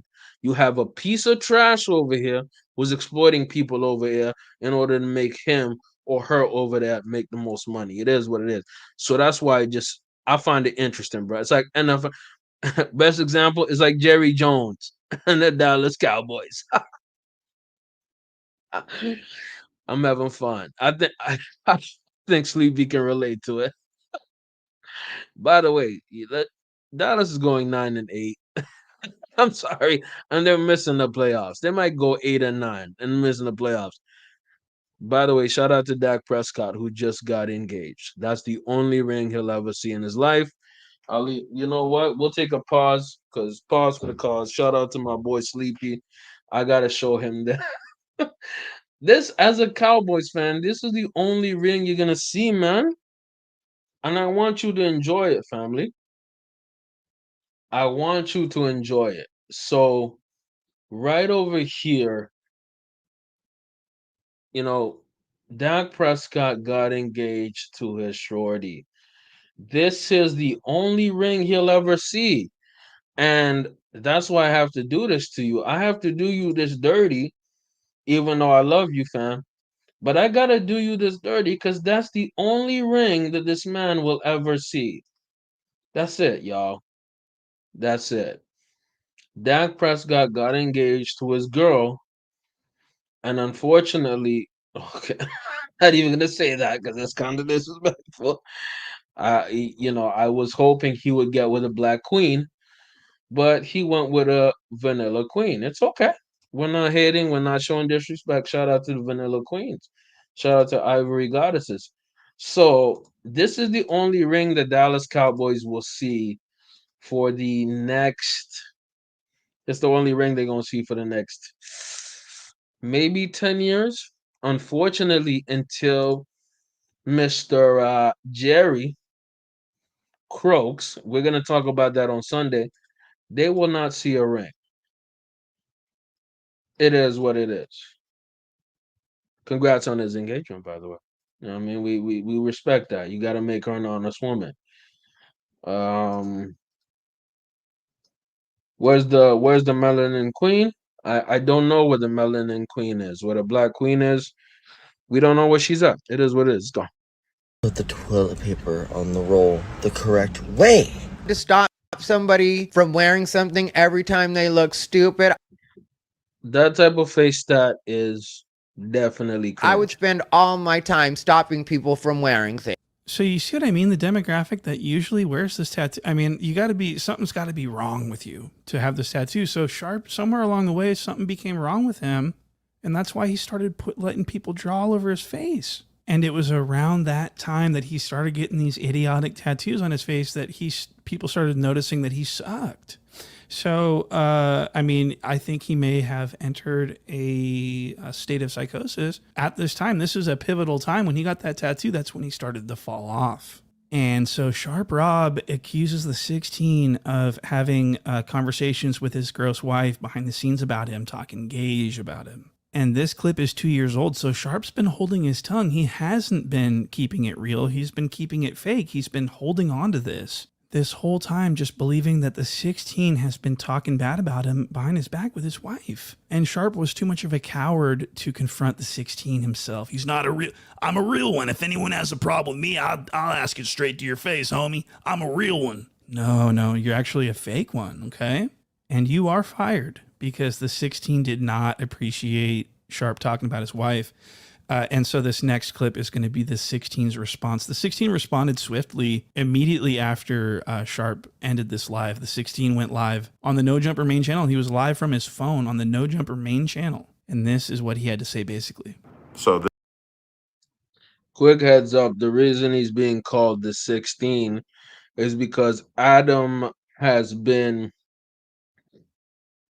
rightfully accused of messing with 16-year-olds while he was in his late 20s.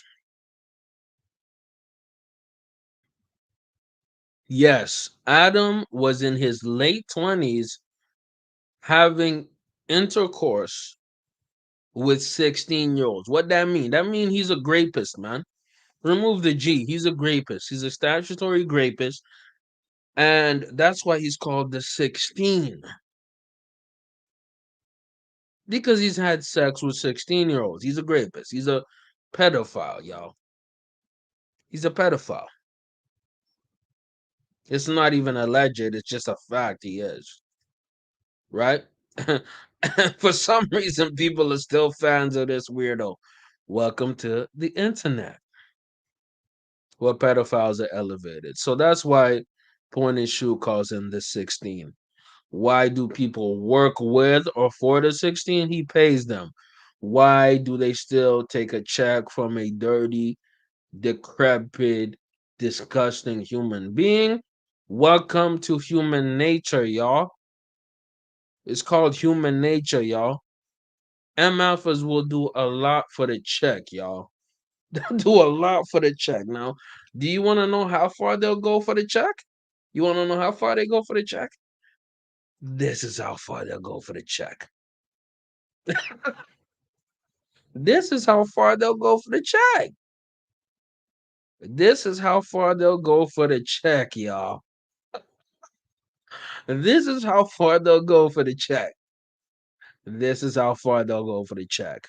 I don't need to explain why, my niggas. They'll go that far for the check. He's a disgusting piece of trash. I'm not talking about just Diddy. I'm Little talking about like this temper tantrum rant thing, whatever he did today. I don't really respect it. But let me also just comment on the girl thing. I talk bad. guy. Shout out to Sleepy in the chat, man. You my dog, man. I can't debate with you in that one, bro. We're a mess. I'm ashamed. Yeah. You know what? The Dallas Cowboys, they need to be ashamed, but you know what? There's a hope. The hope is that Jerry Jones, I hate to say this, Jerry Jones has to pass away. His ego and arrogance will not, he has to go away. And there's nobody that will tell a multi-billionaire how to act unless God makes that decision. I'm sorry to say this. By the way, he says all these NFL players like vanilla queens. It's pathetic, it's sad, and it's you know, and the fact remains though that irregardless of what NFL players do, black men and black women get married to each other like a 80-85% clip. It's super high. The race of men that dates the most interracially is white men, and most white men date Asian women. That's the most common interracial mix. It's not black man and white woman. You know what I mean? But it's perception. Perception becomes reality. Unfortunately, a lot of the NFL players are dating white queens. It is what it is. Love is love. But anyways, I'm not gonna get too deep into that. About him to Lena. Because when he would see Lena in the workplace, he could tell that she thought that she was better than him. Ooh, okay. Let's talk about that.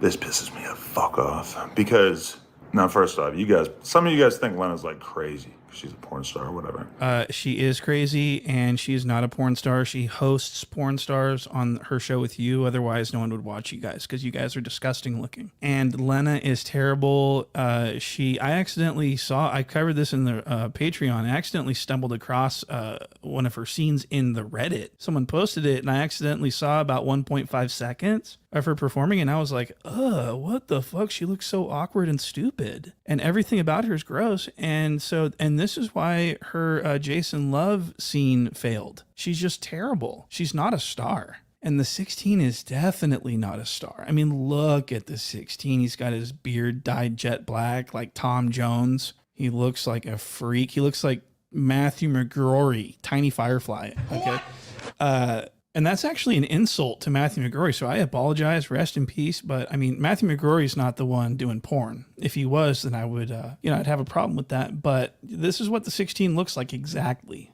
I mean, he's just absolutely hideous. And he thinks people enjoy, and look at this hair. Look at the Trumpian swoosh. Lena is the most tame, normal fucking girl on the face of the earth. Why does Lena feel some type of way? He's not wrong. He's not wrong that Lena definitely probably feels some type of way about him. You want to know why? Ooh, this is the juicy part. Because there's been multiple times where Sharp, arguably under the influence of alcohol, when we're filming Plug Talk episodes at the office, there's been a couple different times where the girls who work for Plug Talk have had some shit said to them by him that was inappropriate, that was not great, that we didn't like. Those girls who work for Plug Talk, you know how you guys, right now you're thinking like, who? But we love them. They're amazing. They're so great as workers and shit. They're fantastic. And I want nothing but respect to be coming towards them at any given time. They don't need to get hit on. They don't need somebody to use the B word towards them. They don't need anyone giving them a hard time. This is a workplace. It's not appropriate for the workplace. And I believe that point has kind of been made to Sharp, like probably not from me, but from, Josh or Laura or whoever. I feel like people have probably like mentioned this to him, that it's like, there's just a way that you don't act in the workplace. Wow. So instead of Lena or the 16 confronting Sharp personally about this, like human beings, they had Josh, the sass god, do it. Or this stupid bitch named Laura. I don't know who she is, but so I thought that was pretty funny that Sharp. Regardless of that, this guy's a coward, right? So if you're leading your company and you hear stories of your employee that's doing things that are inappropriate, it's your job as the boss, because if you're the boss of some ish, you're supposed to actually do some boss moves, like talk to your employees. You have middle management do it. Means you're a bitch. Called someone a bitch and they hate him for You it. know how much fucking money this rich bitch got in the bank. She don't got to do all that. I'll spend. Nice I'll buy you a nice. I mean, if the work Again, so what this means is that your your girl is making most of the money in your household. It is what it is, and she's running your operation. place at No Jumper is so safe, why was everyone harassing Dijon about his gaiety? It doesn't make any sense. And in that interview that she did with Jala and the 16, when they're talking about Sharp, she didn't mention that she didn't appreciate the way that Sharp treated her girls. When Jala asked her about Sharp, she just said that she didn't, basically just didn't like him. Is all really she said. She didn't say that he was rude to her friends. So she had a predisposition to hate Sharp Rob. And so Sharp's absolutely right. She just straight up didn't like him. She thought that she was better than him, which I don't believe she's better than anyone. I think she's absolutely disgusting. And I think she's a terrible mother. But anyway, so they're saying that referring to women as bitches in the workplace is out of bounds, but they almost arguably encourage people to make fun of the gay, to make fun of Dijon Paul. So for the 16 to say that he's just protecting his workplace and that Lena just is so normal, Lena hates Rob and she is not normal. I think she's a psychopath, okay? And if anyone's curious about the harassment of Dijon Paul. So if we're being 100% real, we're in a situation where the lady who's a porn star is financing her husband's business, which is a hip hop platform, right? So within this universe, the person who's making the most money and is funding most of the operation is a porn star, right? She's selling her, but she's a sex worker, right? So she should be running things, but the husband is running things, okay. But if he is not actually doing what people who are supposed to do as bosses, as people are running things, then what does this lead to? Chaos. Chaos and disorder. Let's go, bro.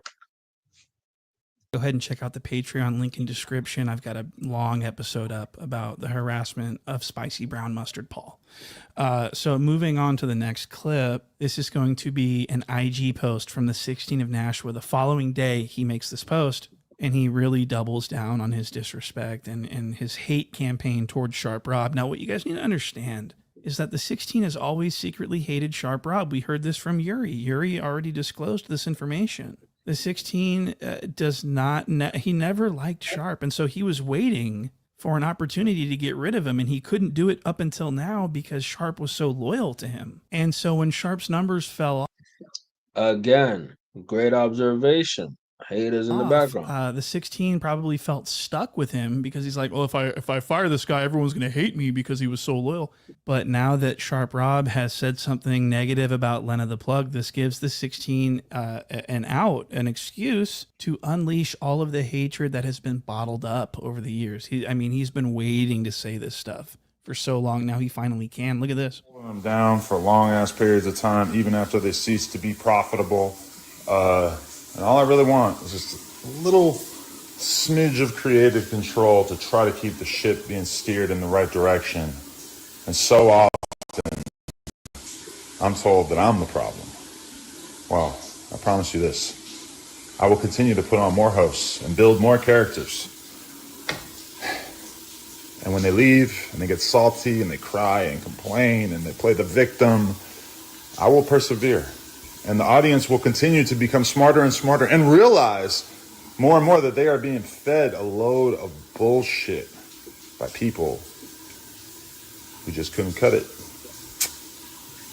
22 for president. Let's go. Wow. So now that Sharp says he's quitting, now he can't cut it. Okay. And clear that his time was over and that, he just wasn't pulling the numbers like the way they used to. I felt like me holding my tongue over and over and over when the whole world was going at him and I had infinite opportunities to make content out of him and to be critical of him. And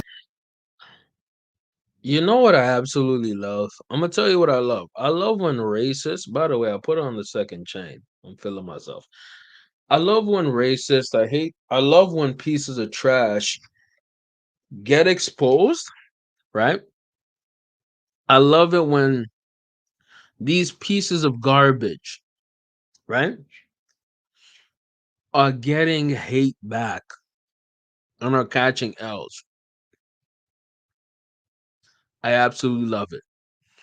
And I love it because one of his biggest talents, arguably his biggest talent at the time, this time, namely Sharp, is leaving his content and this weirdo is trying to reframe it into his firing that no, dude quit. You didn't fire him, he quit.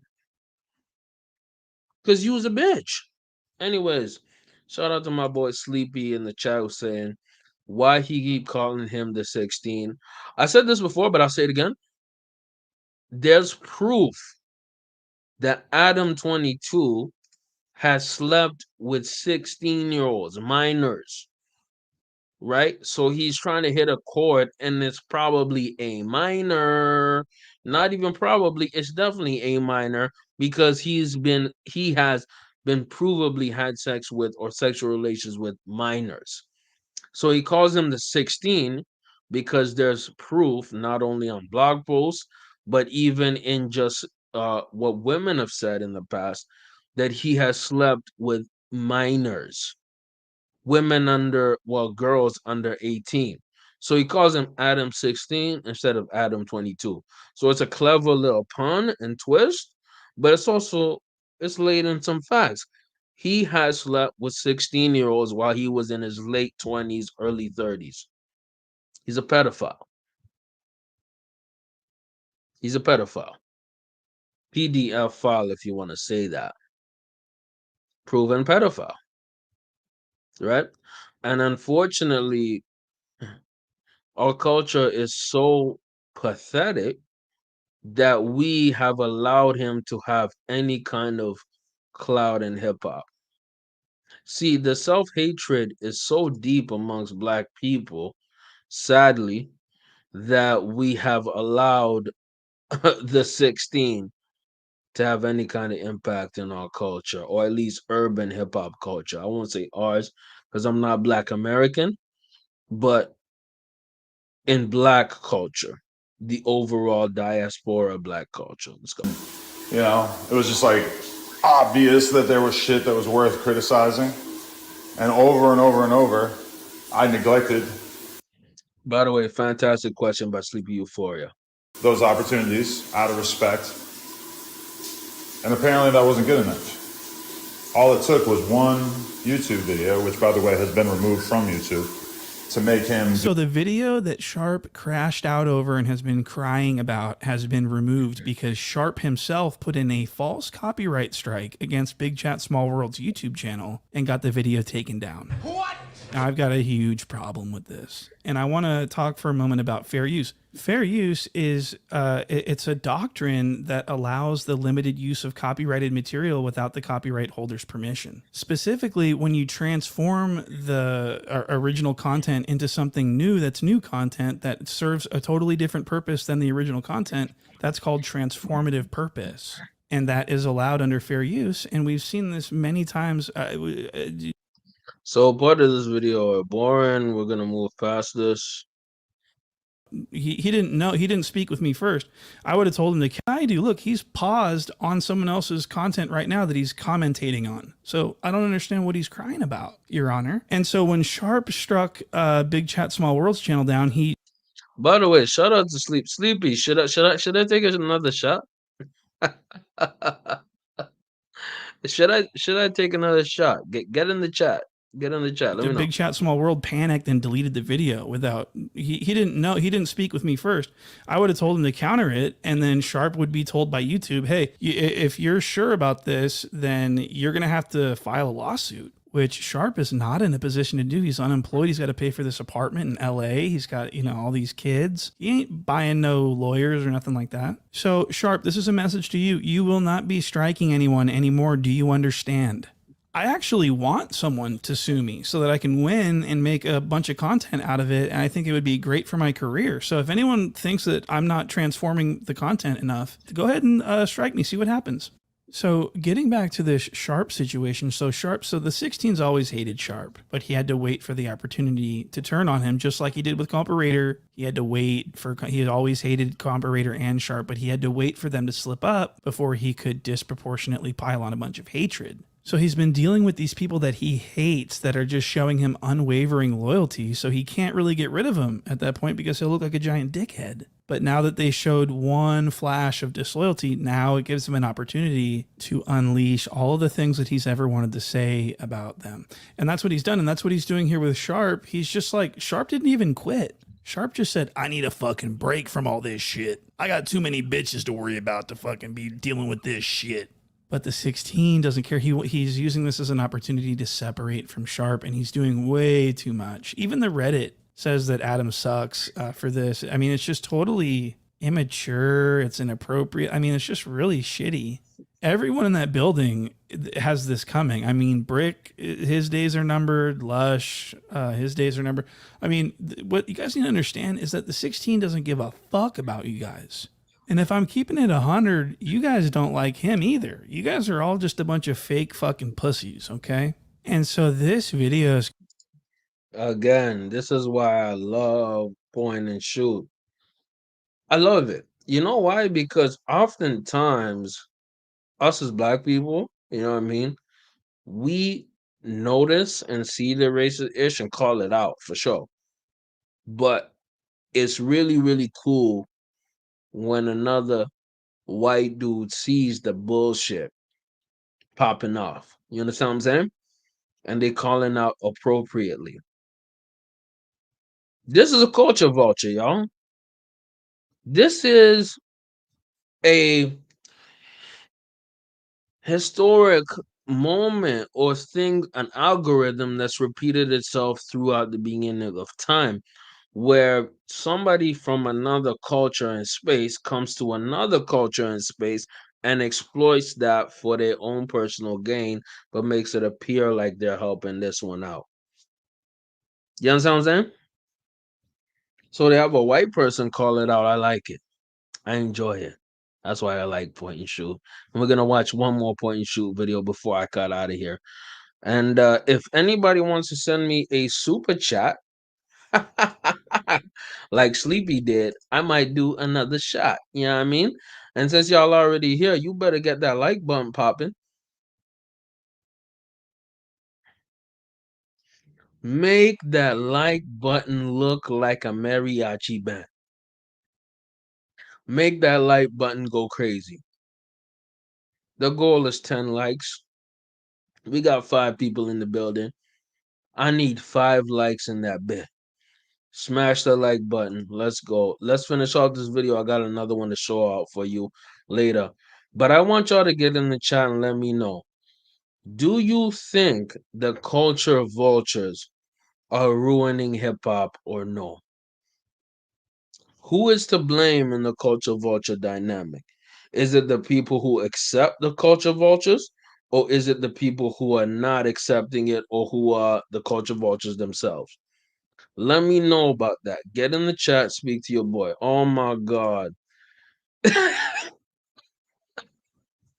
Super chat number 2, man. Sleepy. I gotta put you on the Snapchat again. Goddamn. Man, my boy Sleepy going in. We got super chat number 2, man.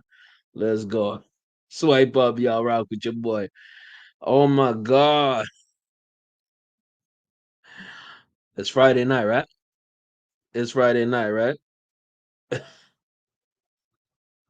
Allegedly, it's Friday night. It's gonna be all right. Oh my God. Shout out my boy Sleepy, man. I gotta pop. I guess I gotta pop one too. I gotta pop a second one. I go. Shout out to that. But again, the question is, at least the leading question here, culture vulture, right? Is it the culture vulture's fault or is it the people engaging in the vulturery? I'm gonna let it play a bit while I pour it up. You know what I mean? By the way, shout out my boy Sleepy, man. Got love for you, doggy. But I'm still gonna roast your Cowboys.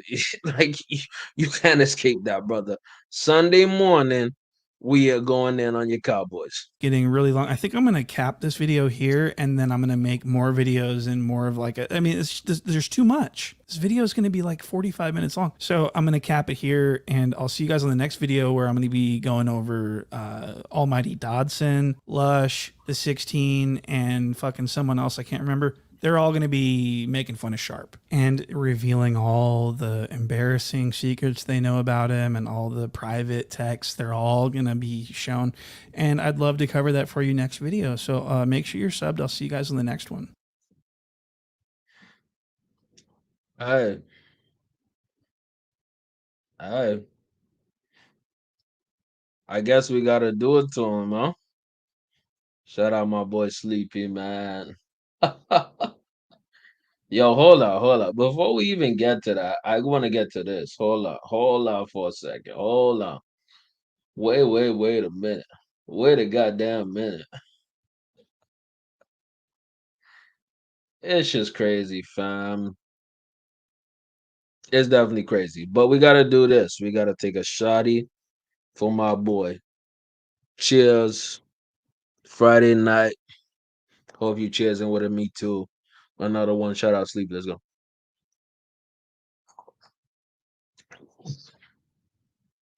Woo. Woo. Oh my God. Let's go. Let's go.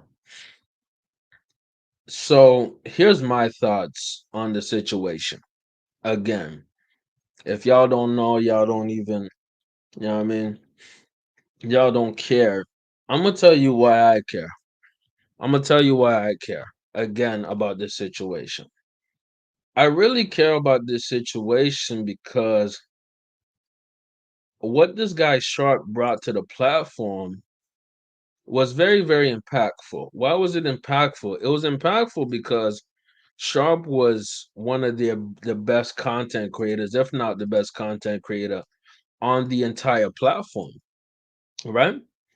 So what he was bringing, his value was very, very substantial, right? So what happened is the manager, the supervisor, the owner did not appreciate the value that was being given on that platform, on that show.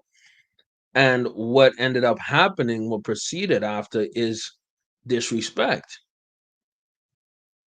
It was disrespect. And there's no other way to sugarcoat it or say it or somehow meander about it. It was just pure disrespect. These are just facts, right? And when you disrespect somebody who's one of your best clients or your best workers, you create a culture, right, of hate, right? You create a culture that ruins the entire environment, man. Sorry to interrupt all that. Irregardless of that, right? Not a good look. Not a good look. I'm gonna be right back. I'm gonna play a little bit of this. I'm gonna be right back, y'all. I'm gonna be right back.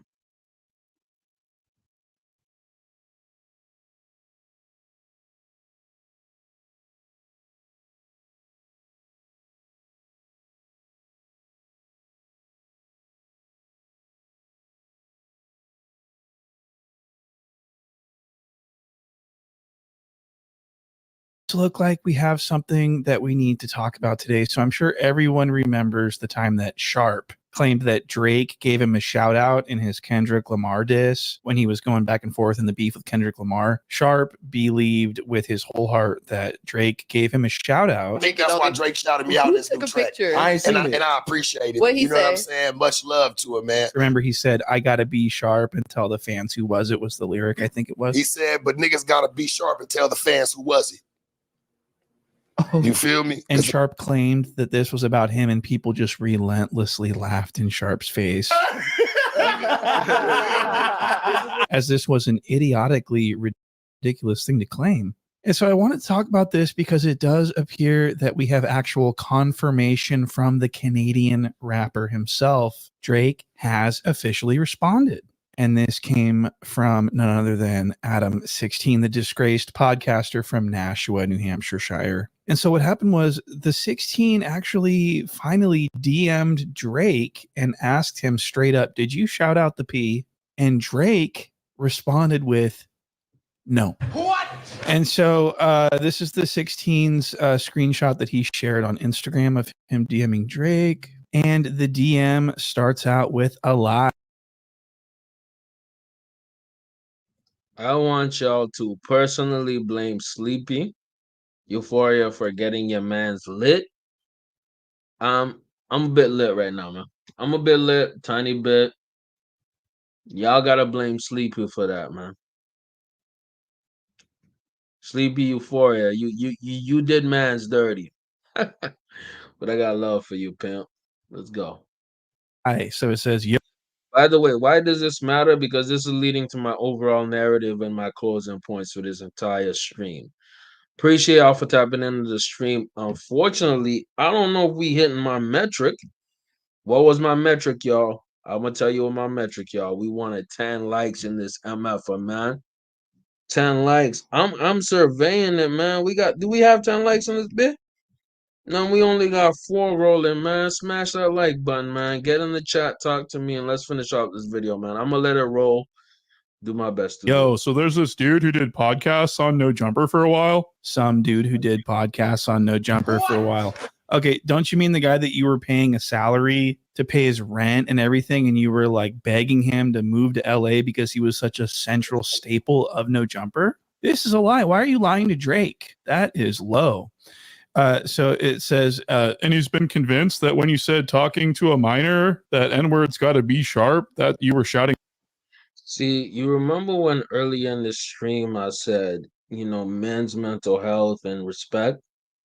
These are people right here that we shouldn't respect, meaning individuals like the 16.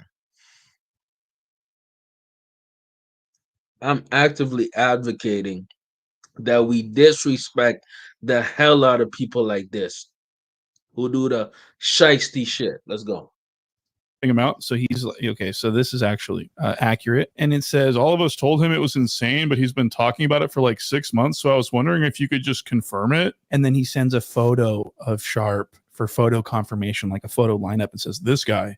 And that was, he's just going out of his way to belittle this former No Jumper P. And I think this is deliberate. I think that, anyone, if Drake is aware of what's going on at No Jumper, then he's aware of what's going on with Sharp Rob. So this is a troll, okay? And he says, ha, ha, ha. Why the fuck would I respond in this serious ass moment to shout out that guy?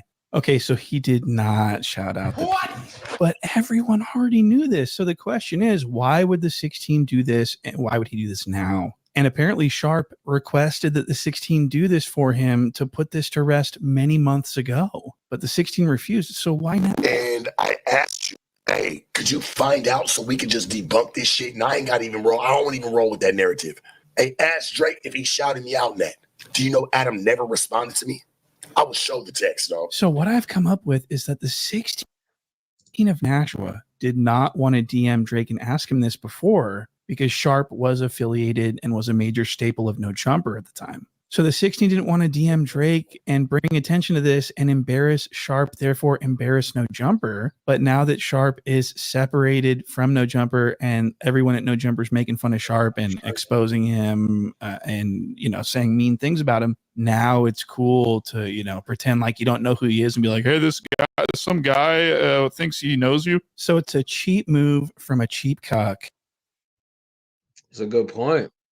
I kind of like that point. What he's saying is this degenerate piece of trash could have inboxed Drake or at least asked Drake about the bar to help his co-host or at least his employee.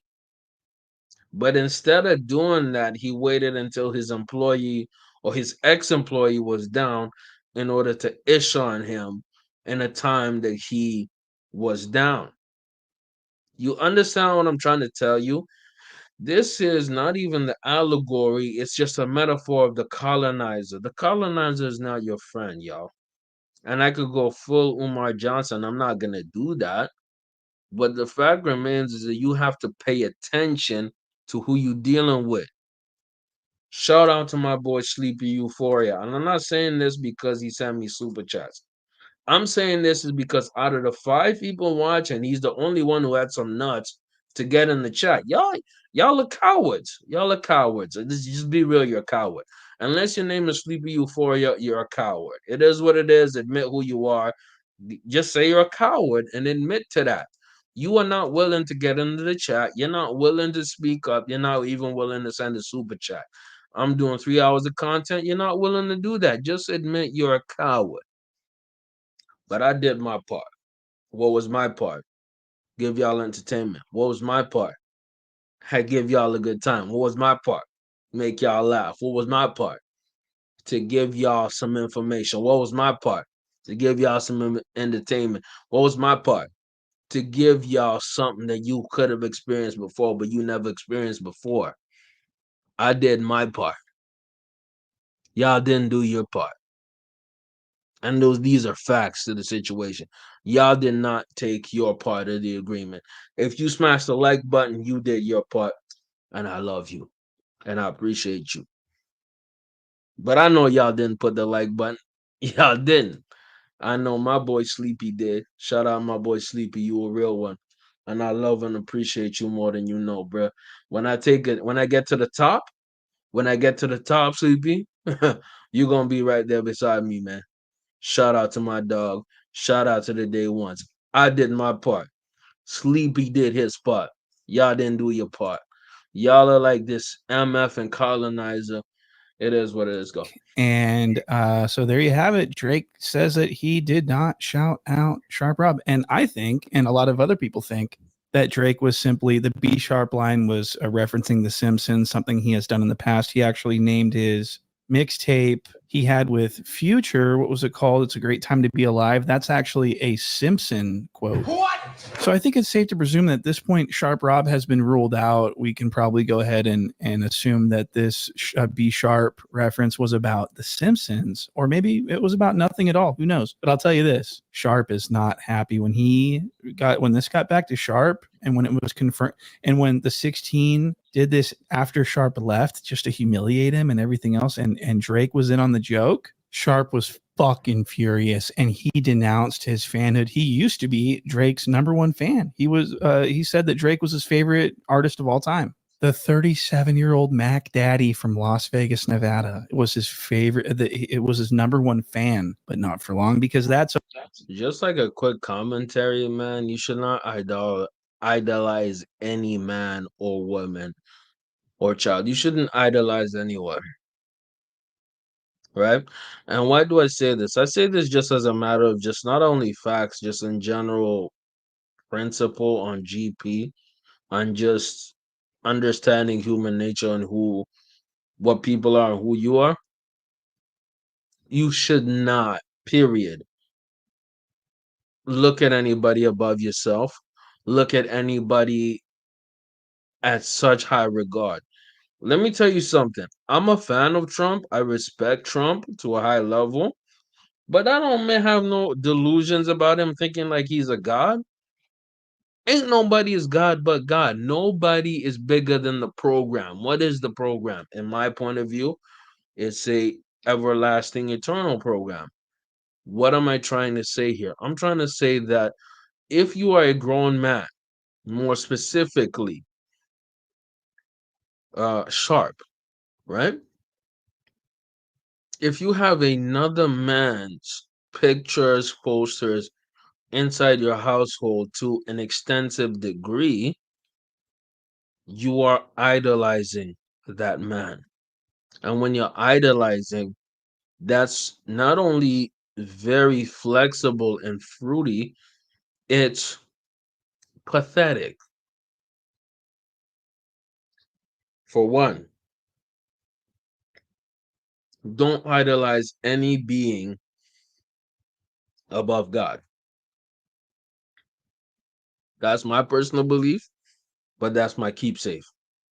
No being above God. That's just facts. Number two, other than God, don't put anybody above you. Nobody above you. Why? We're all human beings. We're on the same plane. We're on the same plane. Some people might have more money, people might have more clout, less money. We're all in the same plane. We're on the earthly human plane. Why does that matter? Why? What am I talking about?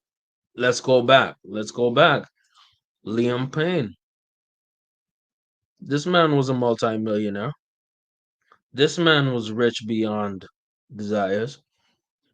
Drug overdose. He passed away. Right? Demons haunting his mind, mental health struggles, all of that. Right? The person we've been talking about the most, Diddy, billionaire, drug addict, abuser, allegedly, all these things and above. He is still on the physical, mental, emotional plane as you and me. He just has more exposure. These people are human beings. And when you put them above you or above anything or above your expectations, that's an L. It's a massive L, yo. A massive MF and L. What does this have to do with Sharp and Adam 22? I got respect for Sharp, but the simple fact that he had a bunch of posters of Drake, I cannot respect that. I was not even planning to do a 3 hour stream, but we 5 minutes away from 3 hours, man. We might as well go all the way.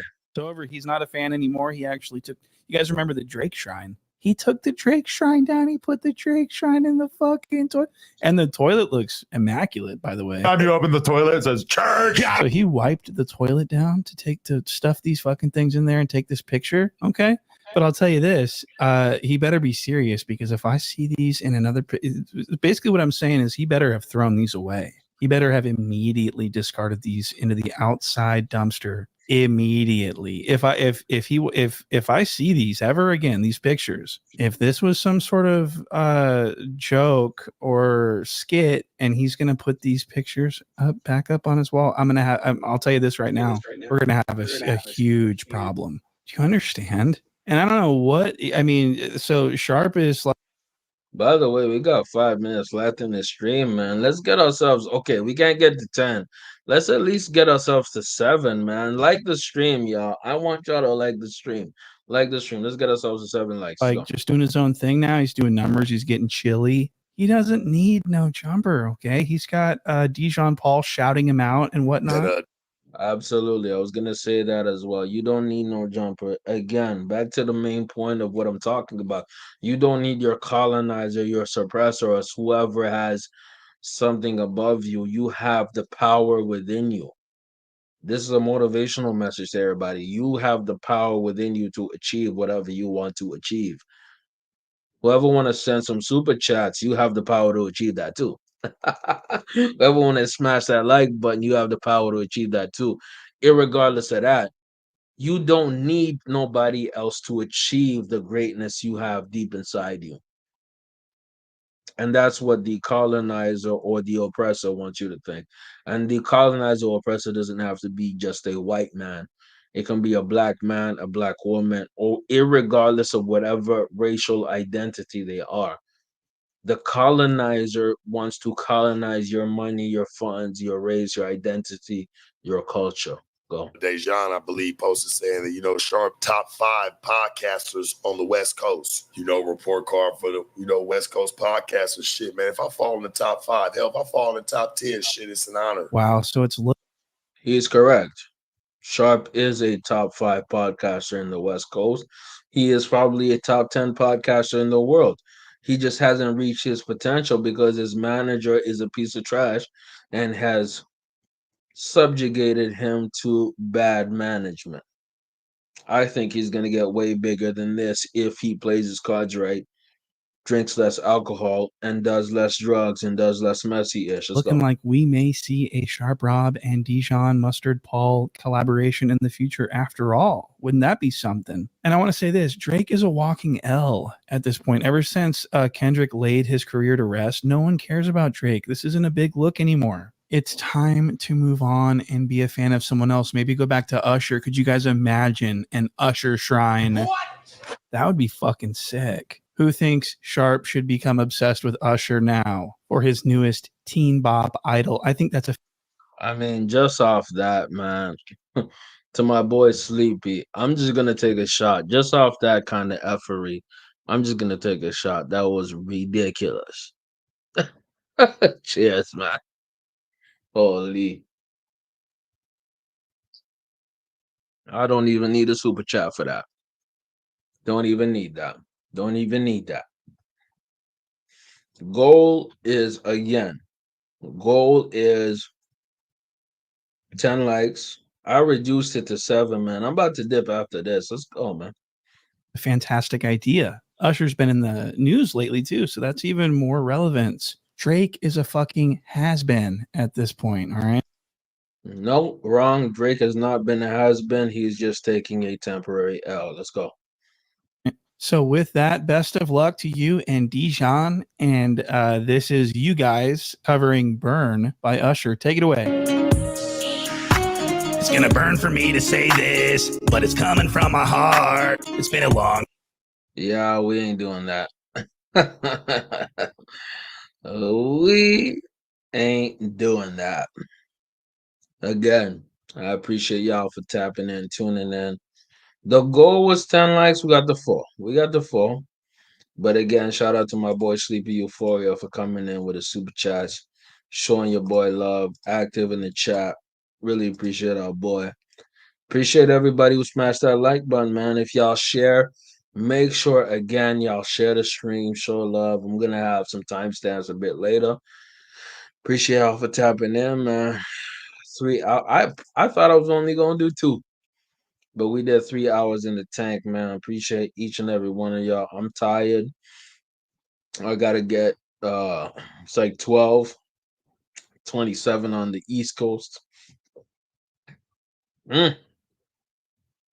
Love and appreciation to y'all. I'm out. Deuces. 5-star again on the podcasting audio only platforms. Again, I don't say this often. Feel free to join the membership for early access of the live streams and the podcast. I'm gonna private this. Just a heads up. I'm gonna private this. If y'all want to watch the replay, you get early access to the replay. If you want to watch it direct, watch everything from start to finish direct. Patreon. I'm gonna put the Patreon in the chat. Actually, I got to do a better job of promoting myself. I'm gonna put the Patreon in the chat right there. Let's see if they allow me to even do this. So the Patreon is right there in the chat. What I will do also is I will potentially just put it inside the description. So what am I talking about? In the description of this entire stream, I will put the Patreon and everything like that. Super chat options as well. I want y'all to show me some love. Join the membership. Whatever is pretty much on the membership will also be on the Patreon. Depends how you want to do it, how y'all want to rock out with it. Check it out. Not even check it out, sign up. And if you ain't feeling it in the first month, peel out of it, man. It don't matter. I'm gonna be putting a lot more exclusive content on the Patreon and the membership. Link in the description. Show your boy some love. Ultimately, what this whole show was about: appreciation, love, respect, and having fun, y'all. Having a whole lot of fun, man. We gotta have fun in this life, y'all. You know what I mean? It's limited. We don't have everything. We don't have all the time. We have a good time. You know what I mean? Again, like I said, the Patreon, y'all tap into that. You know what I mean? Shout out my boy Sleepy Euphoria for being active in the chat and being out here, man. I got love for him. Y'all don't be shy, man. I don't bite unless it's some kinky ish like that. But again, appreciate y'all. Episode 89.